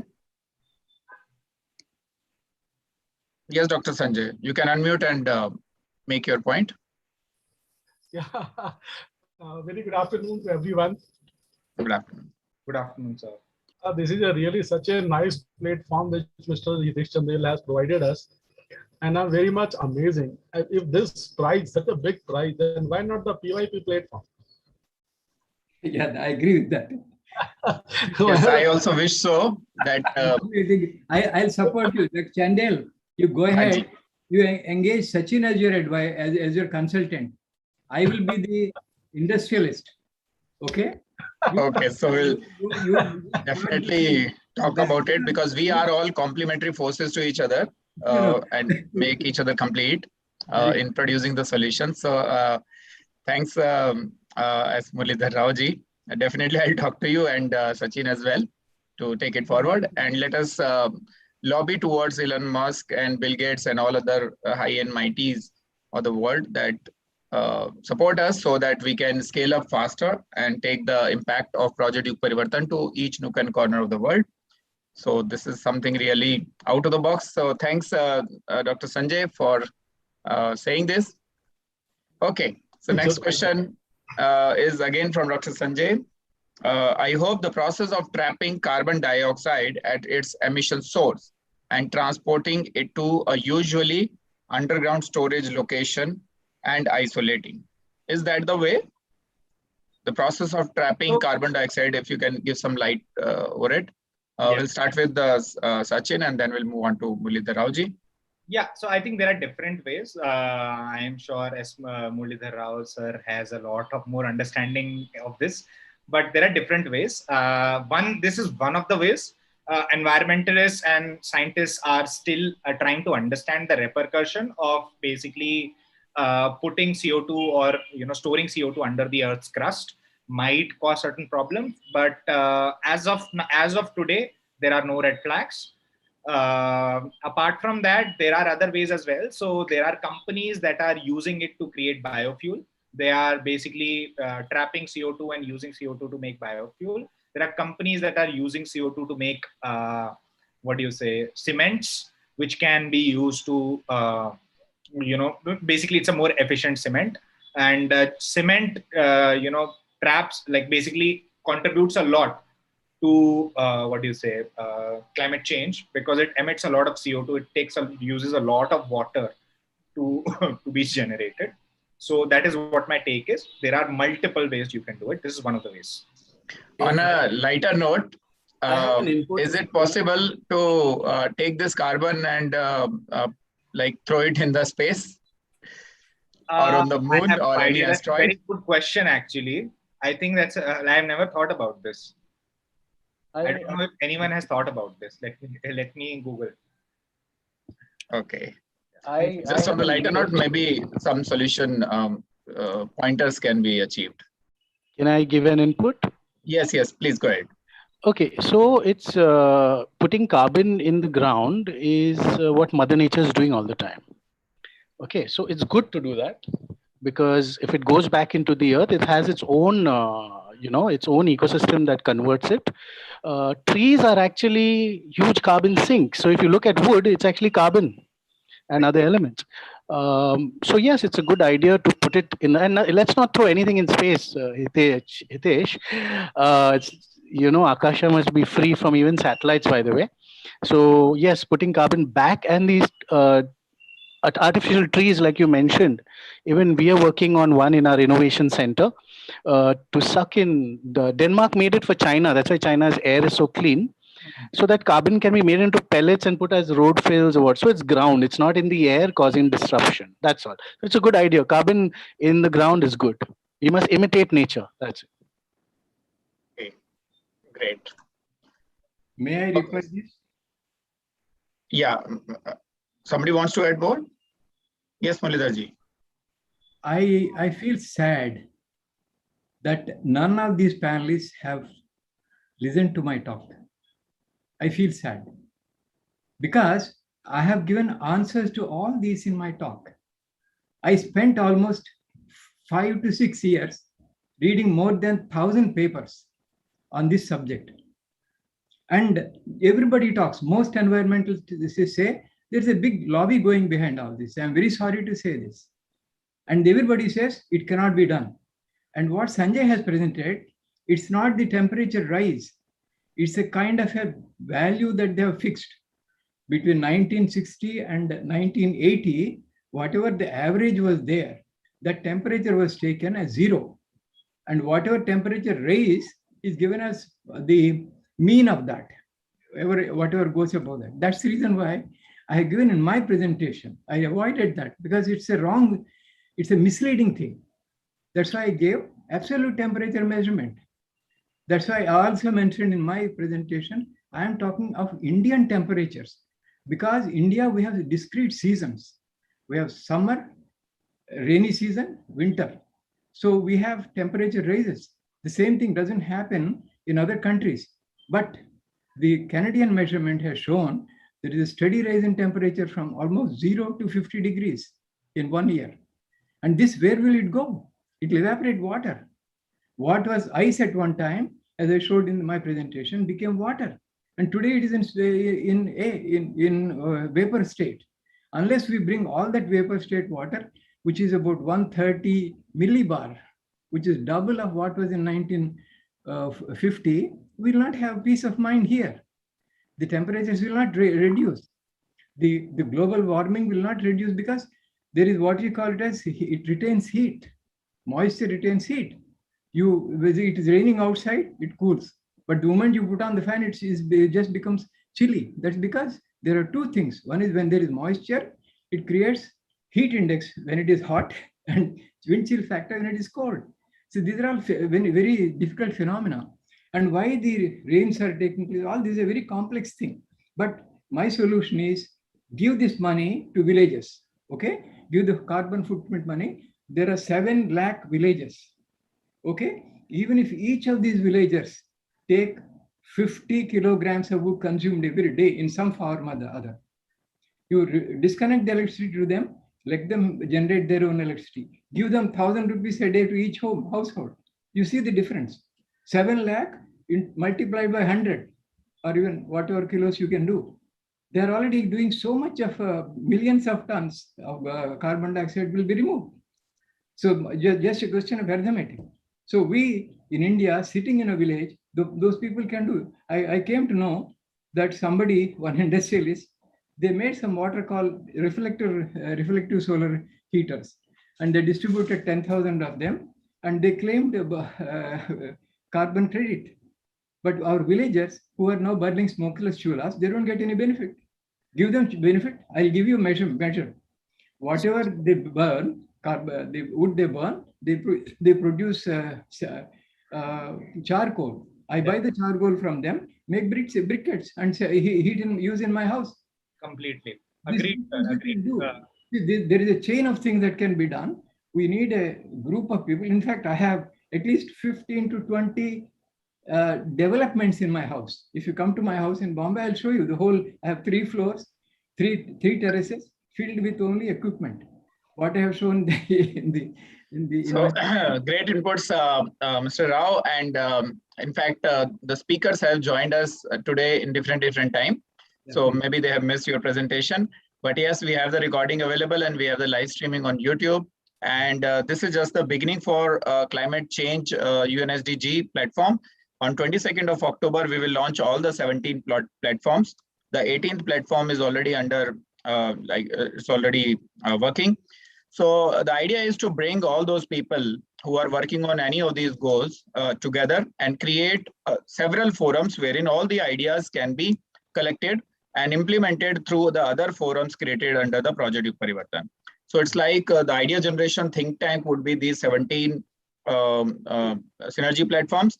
And then the outcome of these platforms will be fed into the NGOs, various NGOs who are connected to us through various different domains. So we have around 50 plus NGOs already into Project YugParivartan Synergy Platform, and more will be formalized as we proceed. So the point, because what happens is if the idea is generated and if there is no taker of it, and if we don't change the common citizens' habit, then it won't produce the desired result. Correct. So this is where Project YugParivartan Synergy Platform will help, wherein everyone on this planet will be invited to join Project YugParivartan and move towards the New World Order. Okay, a similar question has come from Mr. Brijesh Mathur for you, Mr. Rao. What needs to be done to implement your recommendations in the villages on a mission mode? For it to have any global environmental impact, this has to be done everywhere immediately. Who is the primary stakeholder who can champion and drive this? So one such candidate is Project YugParivartan Synergy Platform. But other than that, whom do you think are already potential candidates to take it to the entire gamut of villages immediately? Because the keyword here is immediate, urgent, emergency, right? So we have to take it as soon as possible. Yeah. Narendra Modi ji.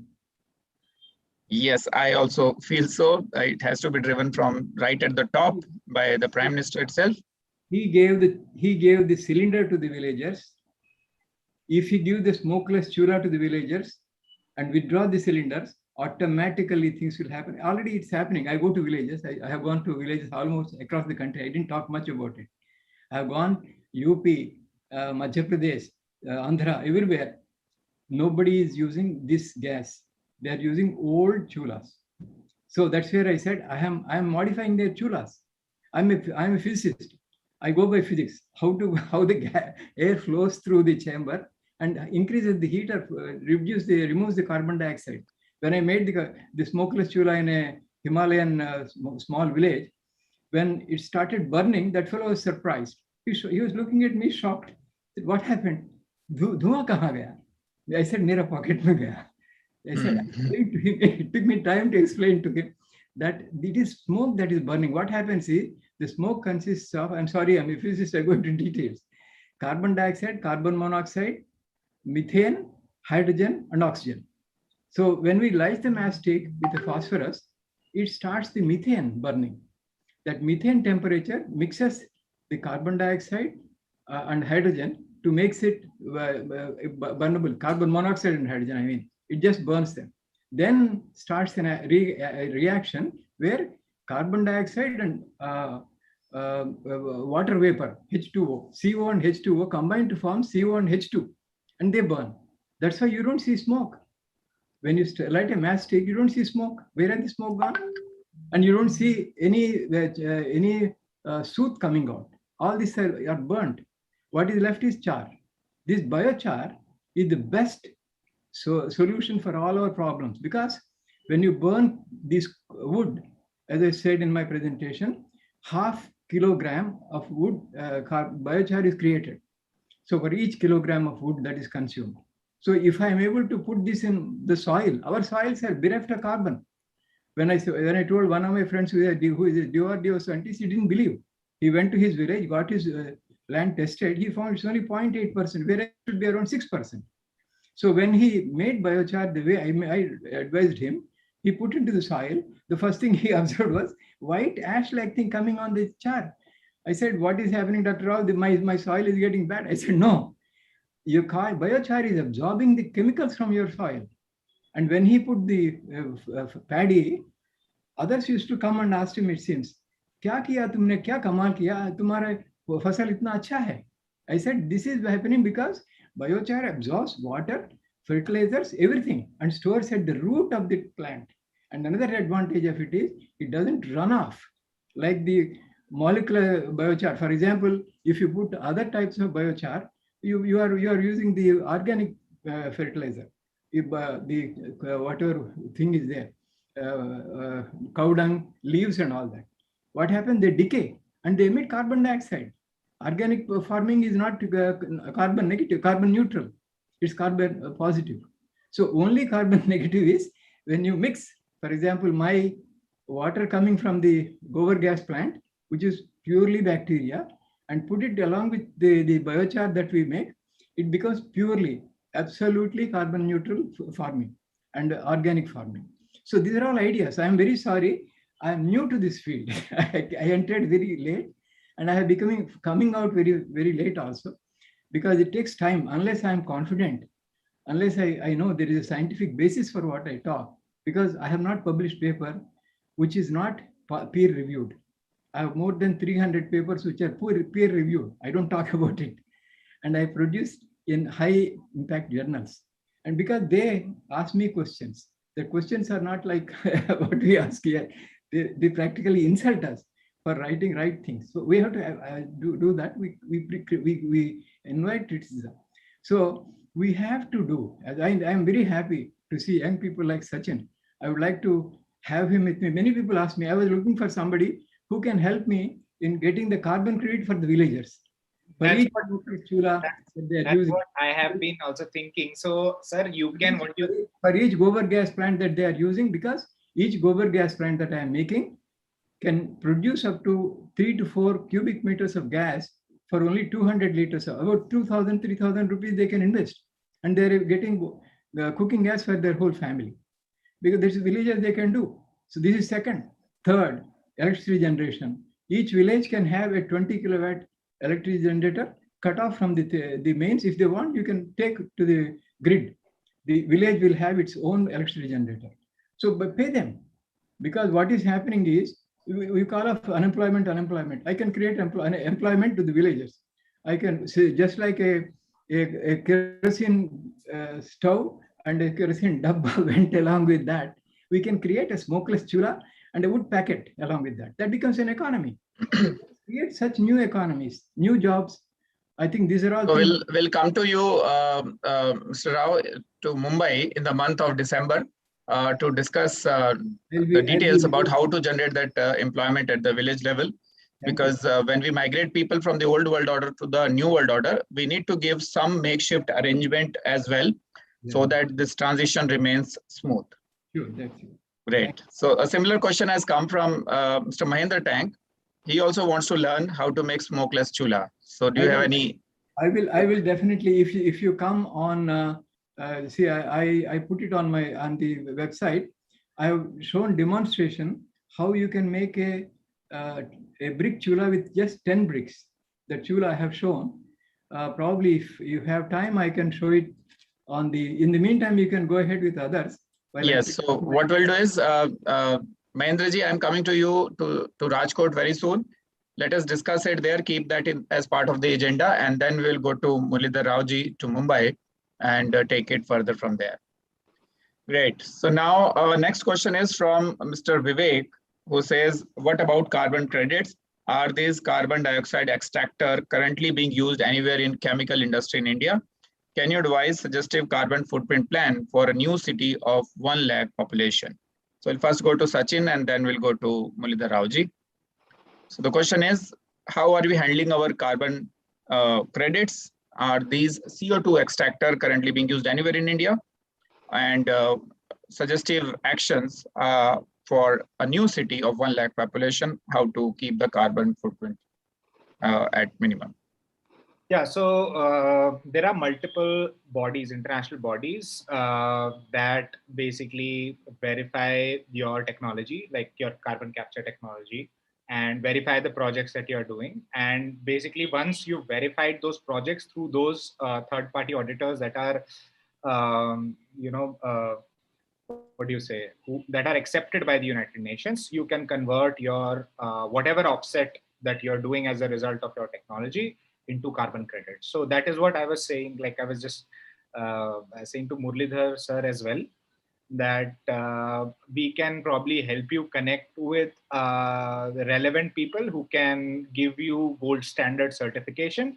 We are currently working with an NGO called Laya, and what they are doing is they are doing the same thing. They are also providing smokeless cook stove. It is also started by a physicist, and they have also got their technology verified by gold standard. So they are selling carbon credits. So they are basically what do you say, raising funds from NGOs through us, from companies through us. So we help them raise funds, reach out to companies, and then those companies invest in these kind of projects that they are doing in different kinds of villages. They're currently doing it on the Narmada, near the Narmada basin in tribal areas. They're providing cook stoves, and and basically, and companies that are investing are also getting carbon credits. Okay, so one or two quick questions related to statistics. So one question is, how much has sea level risen in the past 100 years? And what is Kigali Agreement? Are we part of that?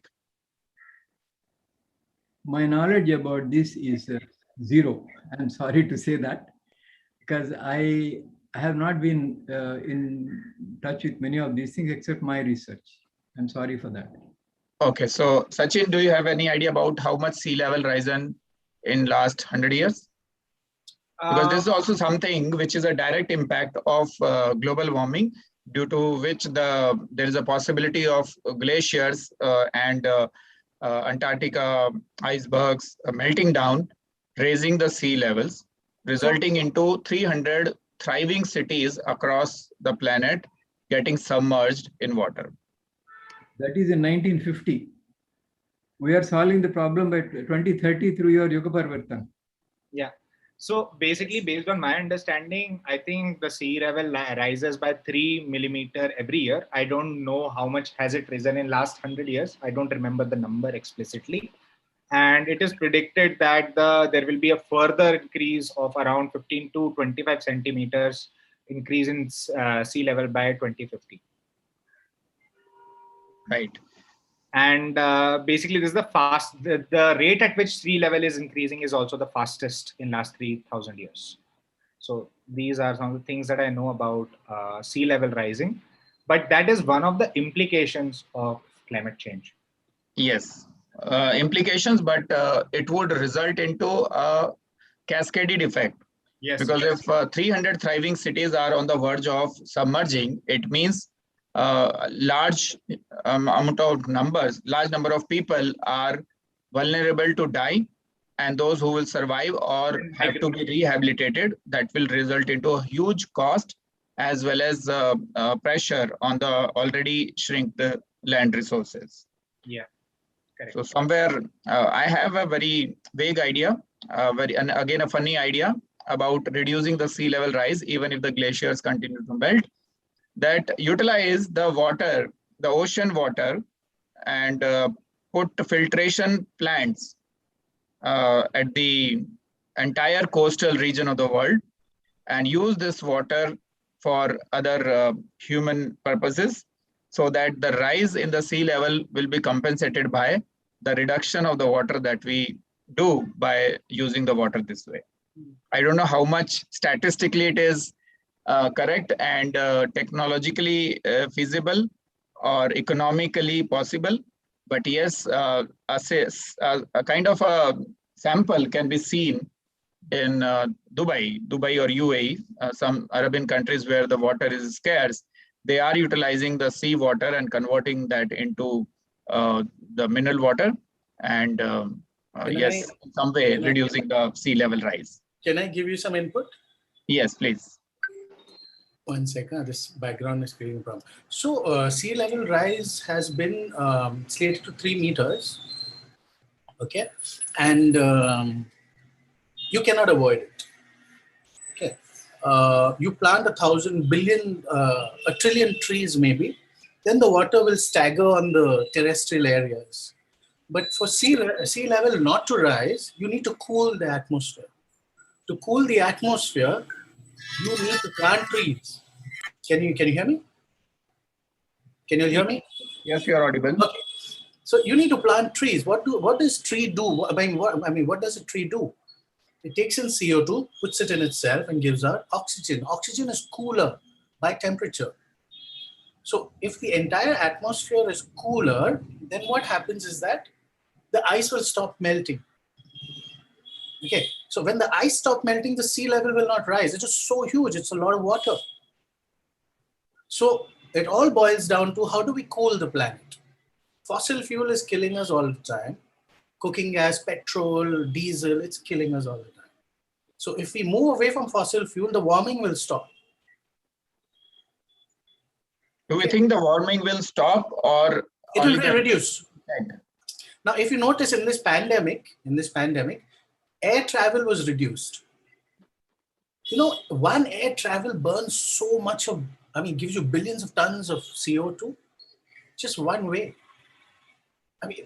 Okay, we need to get there, but do we need to go so often for a holiday and all our enjoyments are? So this whole thing has reduced the temperature, but at the same time, it's not had an effect because humans are still consuming the fossil fuel at home to heat. Delhi is using coal-fired plants. So you cannot use coal-fired plants. You cannot use fossil fuel. Okay, so if you reduce all of that and start planting trillions and giving up agriculture for forests. We have taken so much of the forest, let's give it back. Let's plant all trees, good trees, indigenous trees. And let's not take away fish from the ocean, for our fertilizers, for our food. Okay, traditional fishing, they fish very little. But industrialized fish and meat is causing this problem. So this taking away of all the nutrients from the sea provides 2/3 of the world's oxygen, 2/3. Phytoplankton, kelp forests, all of them produce 2/3 of the world's oxygen. Now, if you're going to empty the sea, it's going to get acidic. Where's your oxygen going to come from? So these things, awareness is always the key. And then after awareness comes action. So yeah, that's it. Right. So we need to, in fact, somebody has objected, and it's an open platform that the argument does not appear logical. So the logic will be built based on the scientific evidences. So all that will be proposed through the SALN platform would be scientifically tested before we, because the influence that we will create over a period of time for Project YugParivartan will result into several people following us on various aspects that we propose.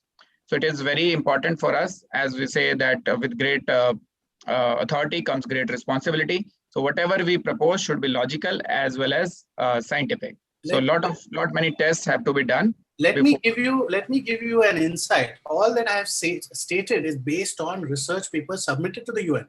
Remember this. Everything that I've said is only based on research paper. It's only based on scientific study. Yes, when I spoke about Hitesh and that is also scientific. There are papers out there too. But understand one thing, that the science is there. Let's start action. That is the key. Why are we so slow? Yes, for all those things where the logic is already established and the scientific evidences are available, let us start multiplying our efforts by involving more citizens into the overall process. Sir, can I come? Sachin, you wanted to say something? Yeah, I wanted to say something to what Mendes sir just said. Just wanted to say that I very recently read I don't know, it was a scientific report or something, but there are a lot of people who have been talking about this. And that is that if we cover every patch of land that is, free to be, where we can plant a tree, it will not reverse climate change. It might increase the rate at which global temperature is increasing. I'll tell you why. That's happening because plants not only give oxygen, but they also emit water vapors. And water vapors are basically like they act like greenhouse gases, and they trap more heat, right? So it has to be a combination of efforts like Murlidhar sir. It has to be a combination of efforts like Climeworks that I just talked about that sucks CO2 back out of the atmosphere, and tree plantation. I myself am working with an NGO that is doing mangrove plantation, and I think growing all kinds of trees is also not a solution. I think since we have a very limited resources and we have a limited window of time, we need to be very smart on how we go about planning for what kind of trees we want to put. So for example, mangrove trees suck around 1 to 2 tons of carbon every year. Most trees do not do that. Most trees suck 20, 30, 50 kgs, and they start sucking 50 kgs only when they are 8 to 10 years old, right? But mangrove tree starts doing that right away. So the point is, based on my understanding, I think planting just trees is not the solution. I think it has to be a combination of both, and picking up the right trees is very important. Yes, Yeah, sir, so, mic is off. we'll first go to Murlidhar Raoji and then to Arvind Tiwari ji. Yes, Murlidhar Raoji. See, planting trees is only carbon neutral. It's unless we go carbon negative, we cannot help. What happens is, as I told in my presentation, the tree sheds leaves, they decay, they produce not only carbon dioxide, they produce methane, which is more dangerous. This is another problem. So unless we take the tree, let us grow trees, trim them, use the trims to produce energy, remove carbon dioxide. See, all what is that smoke? Smoke is nothing but carbon dioxide, methane, and other things. And what is left back is biochar. So you are practically, if you burn 1 kilogram of wood in this manner, you will be able to remove at least almost 0.5 to 1 kilograms of carbon dioxide for every kilogram of wood burnt. This is science. It's not me. This is a scientist who is working in Cornell University. He has been talking for 10 years. There is another scientist in UK who has been talking for 10 years. And they are all saying, unfortunately, we have, for example, if you use our farm itself, each hectare of farmland produces 40 quintals of biomass. That means we are actually, if we can use it properly, we'll be able to remove 40 quintals of carbon dioxide every year through one acre of land. Let me add to what Professor is saying. Okay, the biomass is there, but also one more thing. See, there's a whole danger. Like when we got the brief from the Ministry of Environment, Germany, the brief was planet that time had 50 years remaining. 50 years for humans. I'll tell you how. When the warming happens, the ice melts. When the ice melts, those are those microorganisms and plant structures that were there down. Remember, when an organism dies, it creates methane. CO2 is not your enemy. CO2 has been here and it will go back into the earth through plants and somehow through rain. But methane is the biggest problem. If you may have seen on the internet, youth have been digging the ice and they light and the fire comes up. You may have seen that. If you look on YouTube, fire on ice. When when a creature dies, it gives out methane. It's natural because a microorganism eats it. The byproduct is methane. There are billions of tons under the seabed of methane. With the warming, methane will get released. All creatures will die. Only the cockroaches and the ones who are used to the gas will survive. So you're fighting you have to fight warming. I'll tell you why warming. This is what I think you didn't allow me to complete my sentence. No, sir. I'll tell you, sir. I'll tell you why. I'll tell you why, sir. Somebody asked me how to build. If you give me some time, Mr. Chandel ji, somebody asked me to give a demonstration of how to build a smokeless chula with bricks. Do we have 4 or 5 minutes? Actually, we have only 7 minutes left for all the questions. Can I just give you a viewpoint? Because see, if you don't have this knowledge, we are all hitting in the wrong direction. I'll tell you honestly, because you'll be putting all your resources in a direction that will say, oh my goodness, I thought it was this. It's like COVID. Arey, hum to yehi socha. Hum to ye socha. No, the approach is, sir, the approach, give me a second only. The approach is, this is what the global scientific community is saying. I'm on that panel, sir. I know Now, that. what is happening is, the community has been misleading. No, it is warming. No, warming and methane will release. Discussing today. No. So what we will do is, methane will release. To stop the methane, we have to cool the planet. And this is the whole effort. That is our brief. Being from the scientific community, that is our brief. Okay, so apologies to all panelists. We have only 6 minutes left for the session. But yes, 22nd October is not too far. On 22nd October, we will launch all the 17 platforms wherein these discussions and debates will be promoted, because what we want to give to the common citizens is a refined thought process after a lot of tests, experiments, and logical and scientific findings, so that what they replicate should not become a multiplication of errors. Right? Absolutely. So, and head in the right direction. Ask the right questions. Remember, wherever we're doing research, the research question has to be correct. Bang on. Now, for next 6 minutes, what we will do is, I will keep asking marathon questions, and I would request 15 seconds response on each question by one of the panelists. And I will choose the panelists randomly. Yes, Arvind, you want to say something? Hitesh, before you start your relay race, I want to add something to it. All these panelists have been talking about not many things. We are forgetting in between certain crucial points have come. We should not forget that. Number one is that mangroves, jo hai, they are very, very vital and crucial, and it is being destroyed. So it is the first area which has to be immediately worked upon. It cannot be delayed, mangroves. Absolutely. Second point is that the tree plantation, which Mr. Rao and Luke have told, that the local plants, and this our Skand Puran is very, very specific.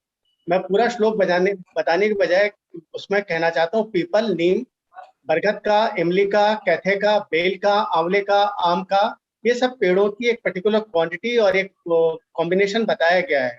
उसके कई सारे ecological कारण भी हैं. They protect the insects, they protect honeybees and lot many things which are conserving this total climate. We are forgetting in climate that what about honeybees and all those things which are the natural producers of the food and other grains. We have just overlooked them.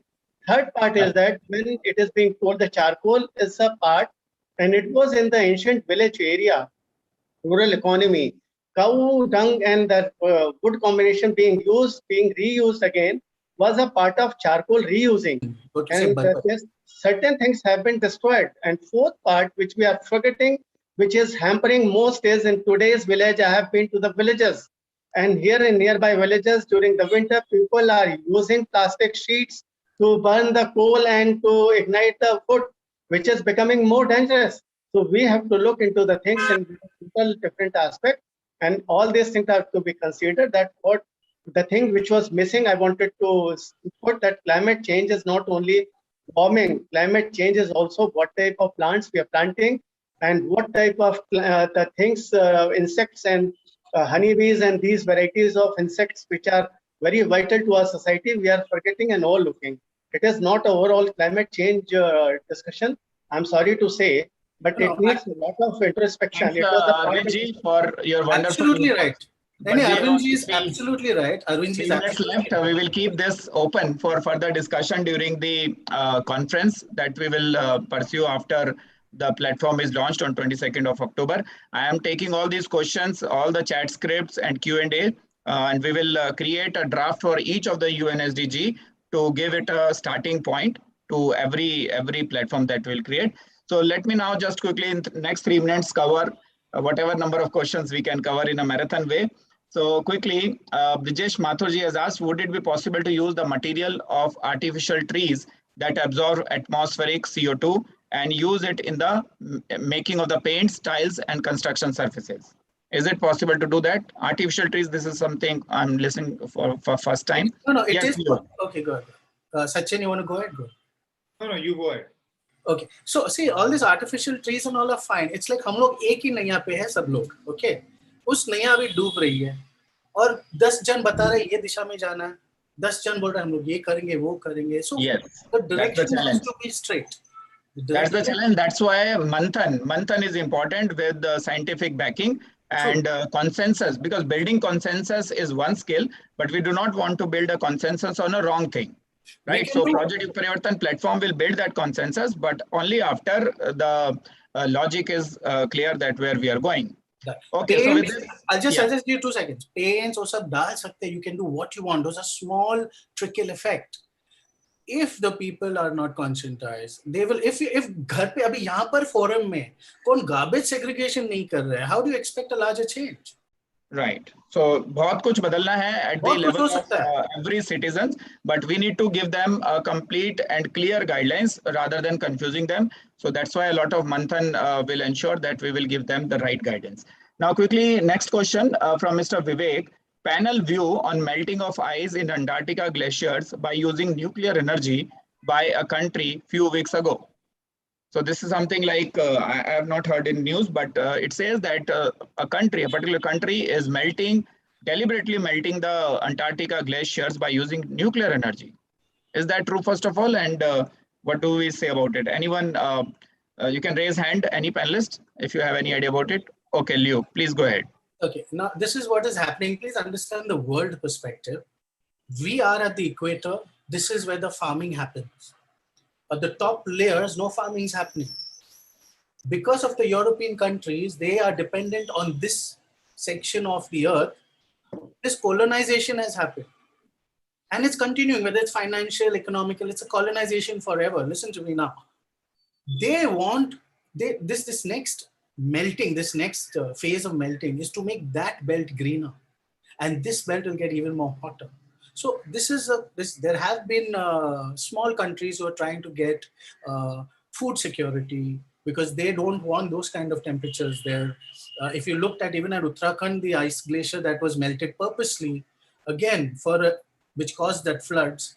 Now, all these things that, we have to, the world community must come together and take charge and say, that is it, you are messing, China, you're messing, India, you're messing, Pakistan, you're messing, Bangladesh, you're messing around, please behave. These are the things. So we have to come together as a world community. So right. In fact, for that, one of the efforts from our side is to drop the country borders altogether, because till the time we do not drop these borders, several problems of humanity will not be resolved. These country borders are the root causes of several solutions not coming our way, even though we know it as a community. I'll give you one last input. In Mahim, where I live, I have started the green cell. Now everyone has religious, caste and class distinctions and differences. And I have approached them. I said, boss, ये अपना religion, caste और अपने पैसे अपने घर पे रखो. ये प्रकृति है ना, हम सबकी है. Okay, you leave your religion at home and now join us, क्योंकि हम नहीं मरेंगे, आप भी मरेंगे. So I've got the Muslim community to work for environment. I've got the Kokan Brahmins to work for the environment. I've got the Catholics to work for the environment. So we formed the green cell. So I'm saying, look, take more people with you, take more people with you and start action on the micro level. It'll increase. Correct. And in fact, to give information to all the panelists and audiences, that all these civilizations, constitutions, religions are nothing but set of rules created to organize human beings together into a community. And they were all created into isolated communities at the time of their origin. But later on, due to the globalization and movement of people from one place to another, these ideologies are being considered as ideal by the people who are following them, and they want to make it global, right? Universally applicable. Although there are several fault lines in almost all of these ideologies, including all the major religions of the world and including the Vedas. So what we have come up with is unified, eternal principles based, graphics based ideology, or you can say the benchmark through which people can derive the decisions based on eternal principles itself. And that's where self-actualized leadership development program will act as a game changer globally and will impact all the central governments and the United Nations equally. Good. So we will show that at an appropriate forum in detail. Now, due to the paucity of time, we have to start the formal vote of thanks. Although this is first time, I have seen that several questions are there in the Q&A box, and we are not taking them up due to the time issue. But yes, all of these questions are collected and will be taken up in the next forum when we will launch individual UNSDG based forum. So thanks everyone. And with that, I can only 2 minutes. Arvindji, abhi nahi hai time, sorry. May I invite my colleague Garima Verma to come on the stage and issue the formal vote of thanks now. We have a hard stop at 3, Arvindji, so we are already late. So Garima, yes, please go ahead. 1 second, I'm just reconnecting, please. 1 minute. So in the meantime, can I take up? Yes, only till the time she doesn't come back. Yes. What I wanted to say with Mr. Muralidhar Rao, that the way he has come up with that chula design, I have also got a design which I want to collaborate and want to discuss, because it will, my chula design is with a geyser sort of a thing also inbuilt in that. So I think we require a collaboration in a different way. Right. And Arvindji, a similar question has come from Mr. Sachin. Mr. Sachin, your question is that how you can touch base with other panelists. Correct. So we will not only connect you. Yeah, we will not only connect you with the panelists of today, but also all the previous panelists as well. There is a WhatsApp group of speakers. We will add you there after the session today, wherein you can connect with all of them. And we'll also connect you with the audience. Right, audience would also like to connect with you. Yeah. I work with the All India Adivasi Ekta Manch, so we work with all the national tribes. So your chula design, which heats, और उसका जो अंदर जो पानी रहता है जो गर्म होता है, it becomes a geyser. It's already functional. If there is a new design, let us know. We will be glad to introduce it. Same with Raoji. We will be glad to introduce your chula design to the people where they need it, because my NGO works on the ground in the national level. Okay, we'll discuss and we'll collaborate. Great. You have my email. Yes, I'll leave my email also here in the chat box. Okay, Garima madam, you want to do a vote of thanks, or should we? Hello? Hitesh? I think Sachin, you have something to say. You can go ahead. Yeah, you please continue for another minute. I am just going to be back. Thank you. So thanks, Garima ji, for giving all this time. Yeah, so it's all divine for you. Ultimately, collaboration. All I'm saying is ki, let's connect. I think I can add value to everyone who's there in the panel. Great. And I think I can get a lot of value from everyone who's there in the panel, because like you guys have been operating for a long time. I just have started in this space almost 2 years back. Yes, in fact, we all are complementary forces to each other. This is how we are all designed. And it is our planet. We are on a shared spaceship. We all need to come forward and through a trusted network, share knowledge with each other, resources with each other, and take it to the solution level. Okay, so may I invite my colleague, Garima Verma, to now formally issue the vote of thanks so that we can proceed with the closure of the session today. Yes, Garima, go ahead. Garima, are you there? Yes, I'm so sorry for this inconvenience. I'm Thanks, right Garima here. ji, for giving us the time. No way. All of this for a good reason, right? Okay, so let me formally begin the vote of thanks for day 17 of 24 of our global summit. Honorable mentor, Hitesh Chandel ji, honorable guest speakers and panelists, dearest team members and our most valued participants, a pleasant afternoon to this wonderful gathering. I, Garima, an integral member of Project YugParivartan co-team, feel privileged to propose a vote of thanks today. As we express our gratitude, we must never forget that the highest appreciation is not to utter words, but to live by them. We thank the Lord Almighty who has designed and refreshed our souls with a sweet stream of blessings by inspiring us to work on Project YugParivartan. We express our deepest gratitude to our Honorable Chief Mentor Hitesh Chandel ji to organize such a wonderful event on this virtual platform as a part of Project YugParivartan. His incredible leadership, timely and proper advice, and empowerment for decision-making provided us with the opportunity to conduct this summit. We have been fortunate enough to have eminent speakers, persons from different regions to share their views on the UN SDG. We are sure that the participants must have benefited by attending the day 16 of 24 of Self-Actualized Leaders Network Global Summit 2021. I must mention our deep sense of appreciation for S. Muralidharaji, whose rich experience and scientific background was reflected very nicely in his presentation. It was heartening to see how technology can come to our rescue in designing products and equipments which can reduce our carbon footprints drastically, thereby helping us tackle the climate change. Further, we are grateful to Professor Luke Gabriel Mendes, who has given a clear connection between indigeneity with the solutions of planet's problems. His special focus on importance of water for keeping the planet inhabitable for us is eternally relevant. The major causes of the planet's environment degradation was explained very nicely by him. The action items for common people to contribute towards UN SDG was surely enlightening. I would also like to express our sincere thanks to Mr. Alan Anthony Andrew, who at such a tender age, while still studying in an undergraduate course, has developed a very good understanding about the serious issues of this planet. Thanks, Alan, and all the very best for a meaningful career ahead.